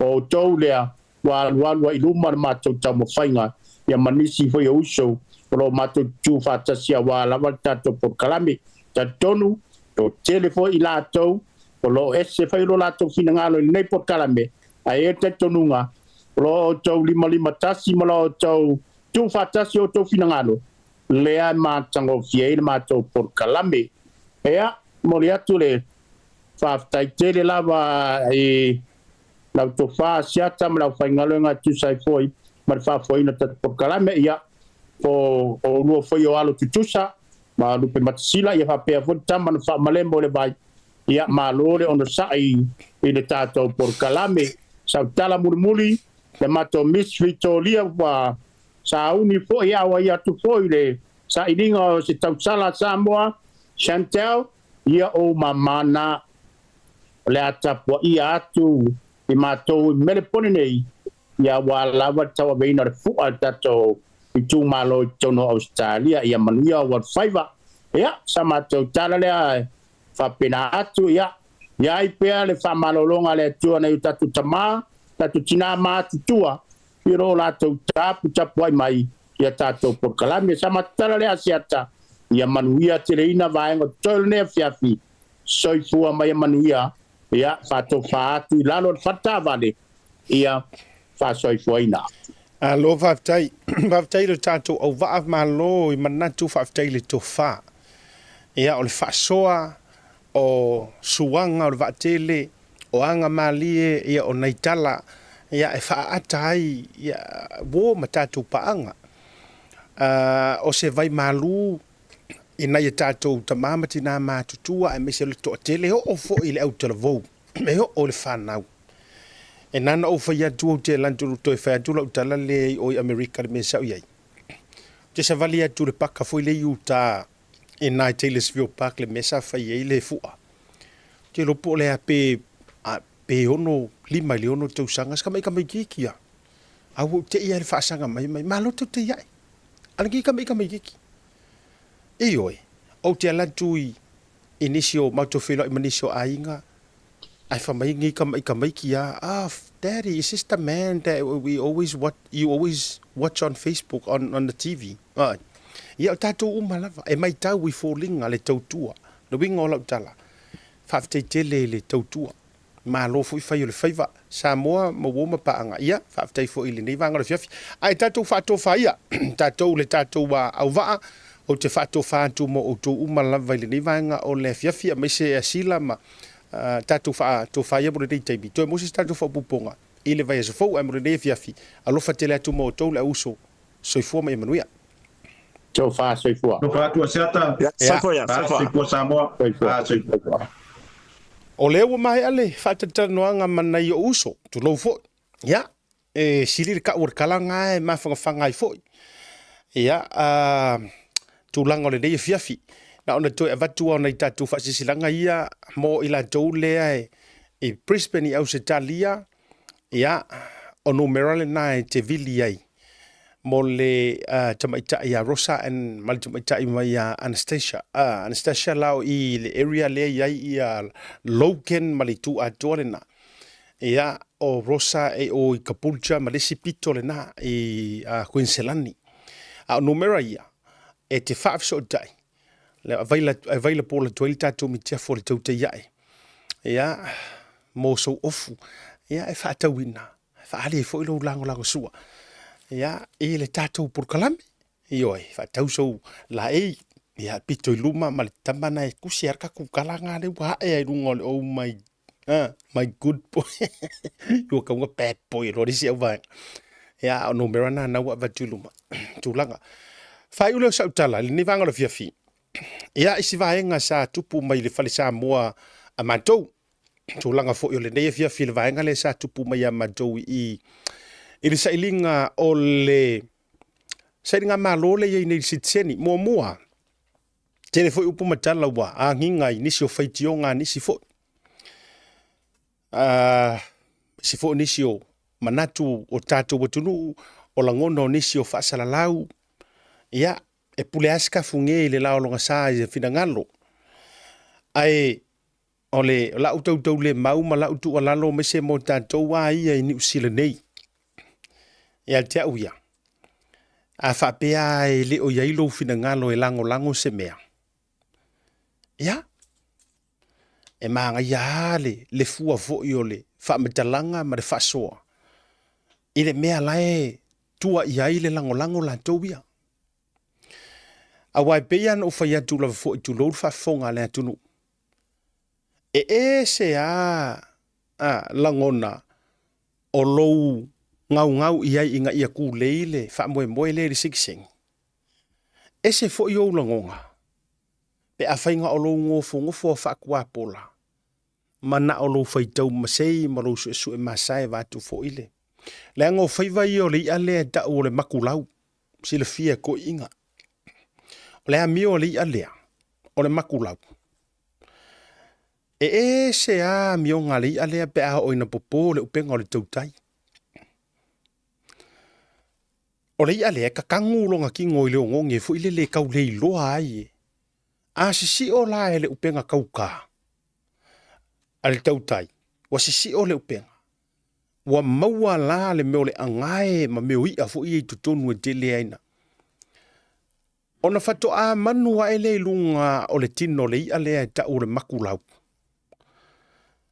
O langa mea lai fai. E ka amilo solo i kukongu o le upenga lea. E sa ili se masai. Kunou whaafonga le tunu. Ai manga ia fo i kisira fiele me mawaile winga o le upu. E kau au kilo solo. E tau su e po feo i se masai o le upenga. Langa o le ia lea i ila longkingo. Nga kau mawhaile o le ia lea. E tatai o matu ia. I le masai lea. E feo sofia i fafo mau. Ia. E mafua langa whaiaku la ukala. E whape ngai skangaka. O le soifuanga o le skangaka ia. Na o le tilo masai lava tu lou whafonga le tunu. E whaitau masei. E whapenga. Ai amata e manatu e fatu mai ai lunga so na mawhauwhaunga. I mea whapea. Ia nga onga o whaiatu whapena. Ia ulaya, le anga e le whaingo fie e le ngata na matou whaasara lawina, matou longo puia li i matalo le mpa i o le tunu e afio aku. E le ngaka inga maku kaukakalai, ai mauke koe sava vali fo iai, e lango. O le fuafuanga lava ia le whaatou whala inga a le tawhatolu o malo i nei, le PLF, Pacific Leadership Forum, o le fono fautua, ma le mafutanga so whaatasi e whawhia ngai nei ai au kilani. O le anganga lava ia ma le loto. Le anga upua le kuspa ia kupuru whakua i le kaulongolongo. Wa uma tatou submission e sao. E sao o koufinga ngalo e submission se taua. Ai o le moe whaamatua moe pō. E moe ala. E tautau le mau. E pipi iama. Inga ia awange i maua se pāanga ngoa po se kaimi umi. E tu upanga ngoa ai le mata upule kau ke sa ili malo ai. Ia va ai mai lava le whainga malo ngi usila mapaki umangei. O le nge ia kau ke pipi yaku. O le nge ia kau ke kau le mau. O le winga ngau ngā upu. Awane iwa ai mai ngau ngau mga whakau ngu o kako submission. Fuli mai loa makako pakua. Kako whai paki loa. Makako whapea maro kako karikongonga. Wa ioe, wa seki, le ai. Le ai. O le mea kongua ngā kupure ngu o isa la elu. E u mai le kua o mose alu e mai a kula fongo. Ai foi mai. Ua fau le sikupua. Mo fau le kupua aulo. Ua ifo iai. O le au kilo maasai ngā. O le winga la lea leina whaetula utala. Whaafetai te le lava ilo tātou atunu. Ka māma ki ngā mā kukua o e ngā au ko vaaku re kari ngā mā lo le whailoa inga ma le fionga vawasa mā ngai a Winston Peters. Whaafekai ke le lava. Mo moli atu e tau walantu e asiata ma le prokalame le tau taia e wha leo atu aili fina ngalo le taitai whono le whongfautua ma le latu lau o le Perestene o le Pacific Leadership Forum taitai whono whawhia ngainga so whaatasi ma le mafutanga e wha leo aku le mako whaafekai. Whaafekai ia whiwhio mai. E le o iai kui valea ia Winston Peters o le asau wai i oe i le wharisa moa lea. A o lae maka mio mai ngi usila. E le o se ngofuanga lea. E i oe ai le meranga. E whako a i oe la lo le premengi. Pau le mea e le te tau ma le ngisi o whaasara launga mangiso i la kou whaikala. Wala lau wai fua le wha maongi o Winston Peters la tauia. La lau wai fua ma whai fua tala wha mai e le ma le aisea, wai. Wha mai fwoi kou ke aka ma mai porokiki. Wha mai fwoi o kou o ai porokiki. A lea matua se me leo te whai atuai. E le ai ma se me ka o se polo fesa i lalo le larangi. Le anga o le au fia ka mamai kulou a e aka mamai. Le anga o le kala le kuspa ia o le poko i lalo ngei o le wha vasi vasi renga i lunga. A o le anava ma le wha tō whala inga le aku nguu ma upu o le anga nuu. E poto a le tautai. Ai se ala ngā kuyama. La le winga o ngā kala. E le eila se polo fesa. Po o le are kau kai poko e pisi are ngā kai whali. E se a langa sisi oso i le ama. Winga la lea leta te tautau le mau mo te whai atu ai. A o tau waa ai mai. O le nau ta inga lava i o ta whatolu o whai ngā māloi nei. O le pi pea i pākua o ngai pāki ngei. Ma waa ai mai ma sila mai. E ese le ngau kai le ngau kai ai ngai ka maa. A tu Winston Peters i lumo ka mama ki ngā mākukua ka i fiku se furu, valu se furu, iwa se furu, le lopo ima se lau kausanga. E ese a ula ngonga ke ngofo i kua lau computer ma pōpō ai au, ma kākāu i meri. E ese fo i ula ngonga i lo sau e ku lumo ka ngaka ma e va ai e kunga. Le anga e oso le i o le fau. E oso fia fo i moe ngā luanga. E whai ala ukala, o le aso le ngā kua, e kaka leo David Seymour. A maru lua kua ukanga whao ngai miung ke whao moro tatu pokarami. Le aso le na tu wai David Seymour e ko kongon mauta o Samoa. Le wako kari ngā malo le nke aku mo before Winston Peters. O le tangata le nei o David Seymour, ngā iaila o kari kongunga, o se kangaka makua whailo ngā langu ai le ke es Pasifika. Vai fo yang forfola ngai ngā whai e le Ministry of Pacific People au sa ungi palo karen ke ngi. O le tangata i le mātou tilo, e le popole David Seymour ingi Pasifika, e le kari kongu inga ngaka Pasifika ingi, e kari kongu anga ia kasi umaka kou i lalo kula fongo a papalangi. A o le aso sa tu ai to tonu o le mauta Samoa, it was a total different David Seymour nga mako wa ai. Yes. La lea ta te whai atu ai. Ia, ia isi ai tau mawhai nei mea. Ai fo i la kou e o mai ai tau, ia uio lea, ia e pulea tangata i lono fina ngalo, ai na o na mātou whapena atu. Le ai, o le anganga lea auange i o kou whaalupea i le vao, ma tifa tō le moana sau, le kauki ngā o ka mari i ia e whaiar ngā luenga. Vai asia ka kou wa mio i uma enga wa pasia, o na lilo le utu mo, ai ali uku maa. Le anga o le Samoa, e mali meo o le anganga fia tangata fu i lili. E whaaleango i se mea, ai ngā o ngā maua mea harakari, pikoro i luma. O si vaenga mua la nana fiau i eisa utala. Tātou Samoa, i to tonu Aotearoa, tātou Samoa i so se tafa, awane i whaseinga kā kou, mangaku, matangata, i o awane i whaseinga kā kou. Whaamole o tātou tau te loko ngakasi. Kau ke loko ngakasi. HRPP pe fast, e lengi whaaporkiki mea ia. Tātou tutu whaatasi. E lango sua lea, vaenga ua, tūlai mai. Pe kau i mangu, pe le kau i mangu, ai sa kako lango. O la ulea tu walalo ma le whaafisoso ni atu. Whaifo la i o la utala i le vaenga le sa tupu. Le ngā maua le mai ke tūlanga whapena. Ia, tala nua ma le ava ma le whaaloalo, mua lava. Le anga o hau o le asiaka. O te le alo fo i le anto le la au pe o te tau tāpuni olo. Le anga o le sesea o le suafa le sa nginga i mea na tūla i mai. Ia o se sala fo i le nā. Le anga o le suafa. Ta tia ia le tangata ma. Ai onai e aulu ta whenga e se le fukia vai singango. Mea lea. Whaia ia au ma. Sui o sio mātou nuu. Ai mai se o mātou o fio anga pēle le loto i satu paitea. Wale a fifio le nofo felo loa i e sasi ta. Susu ai le ainga na mua i tofinga, le ainga o Samuel leo i a tavu i mga su.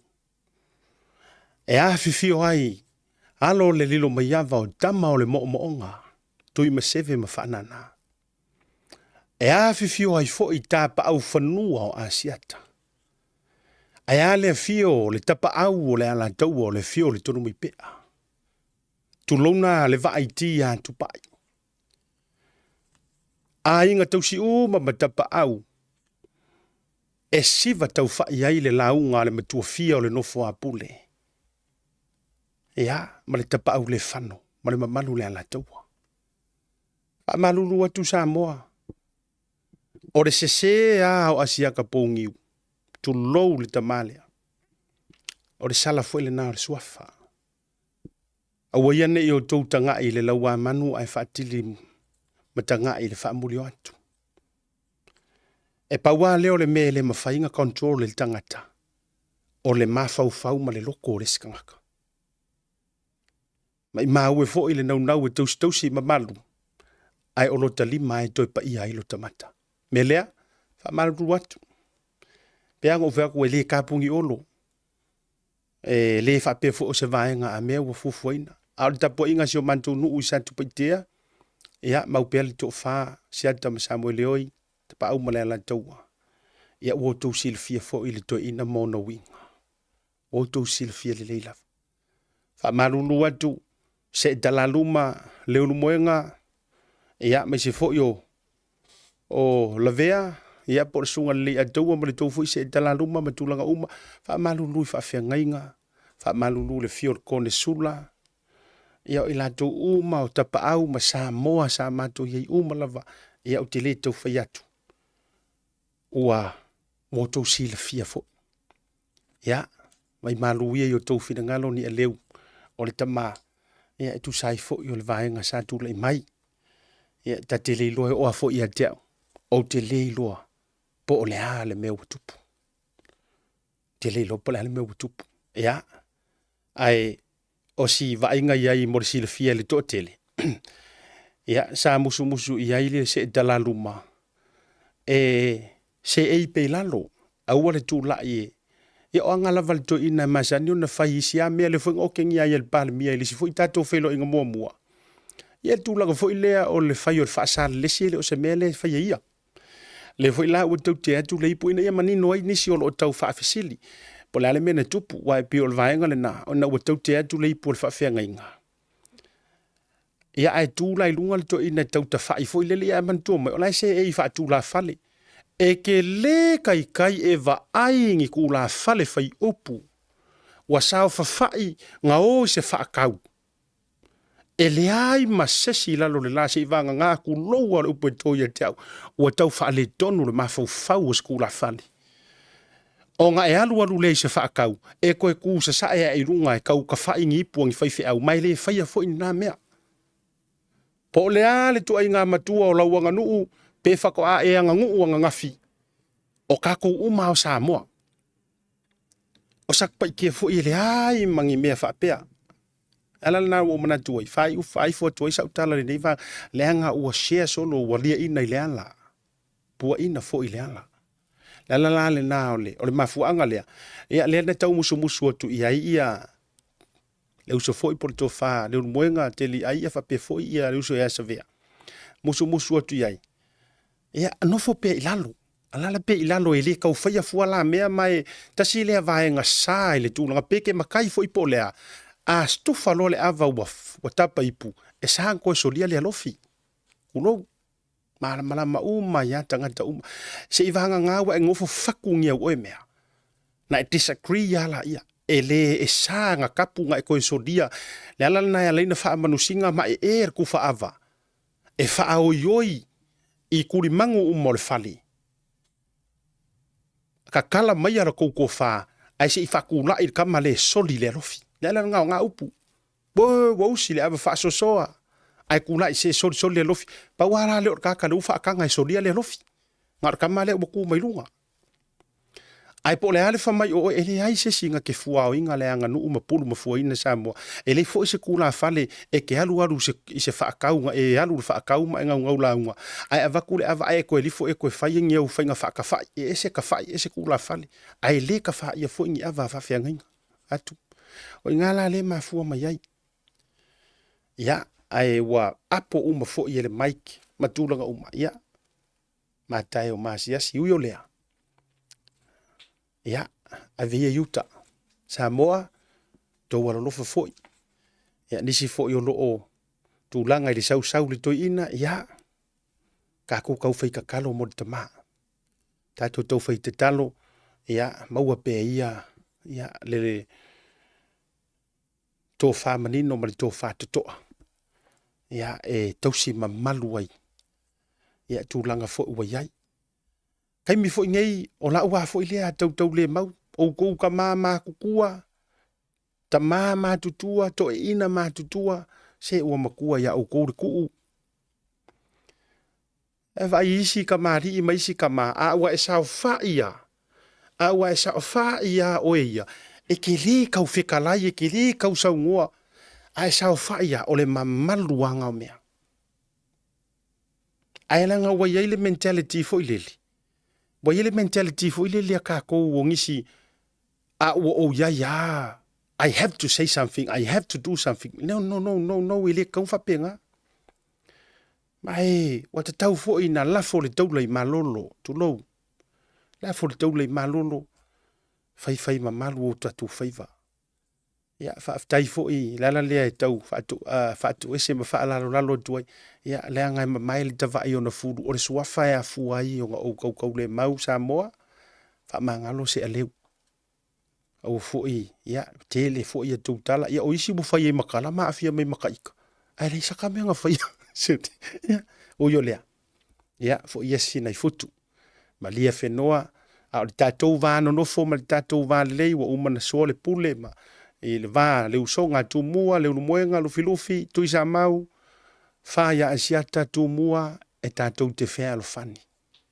tatou te uso I le fai ma wolulunga ulu manua o songa pule ono I sala fai e tasialo tatou afu vantu le fonga le atunu tasialo tatou to ala fana tatou te fai me fe alo fani fo e fusi e fa o malo la ya se tu ma fa so sili me fa pe a o le va fata ma le va tangata o le va fe alo roi e fai ai me uma aga le leile tua filo ila so tau fa malulu vai nga fai ua te fa malulu ya pasta se tiu ya kopo tongi pau pasta e tau nu mai loa le ta langa le fatua o maua tau nu mai loa le ta flyers a latu le ta tu langa le ta fa la wilo le so atai au e tu sai mata to mission na lo fa nga solo ale kale sia sistek le wa amata le vai so atol nei au no fa le o tu fa pena ai le ava tu lunga le so atai au le fa la utelenga au lo amata ta to mission na fo ia ya o le to fe au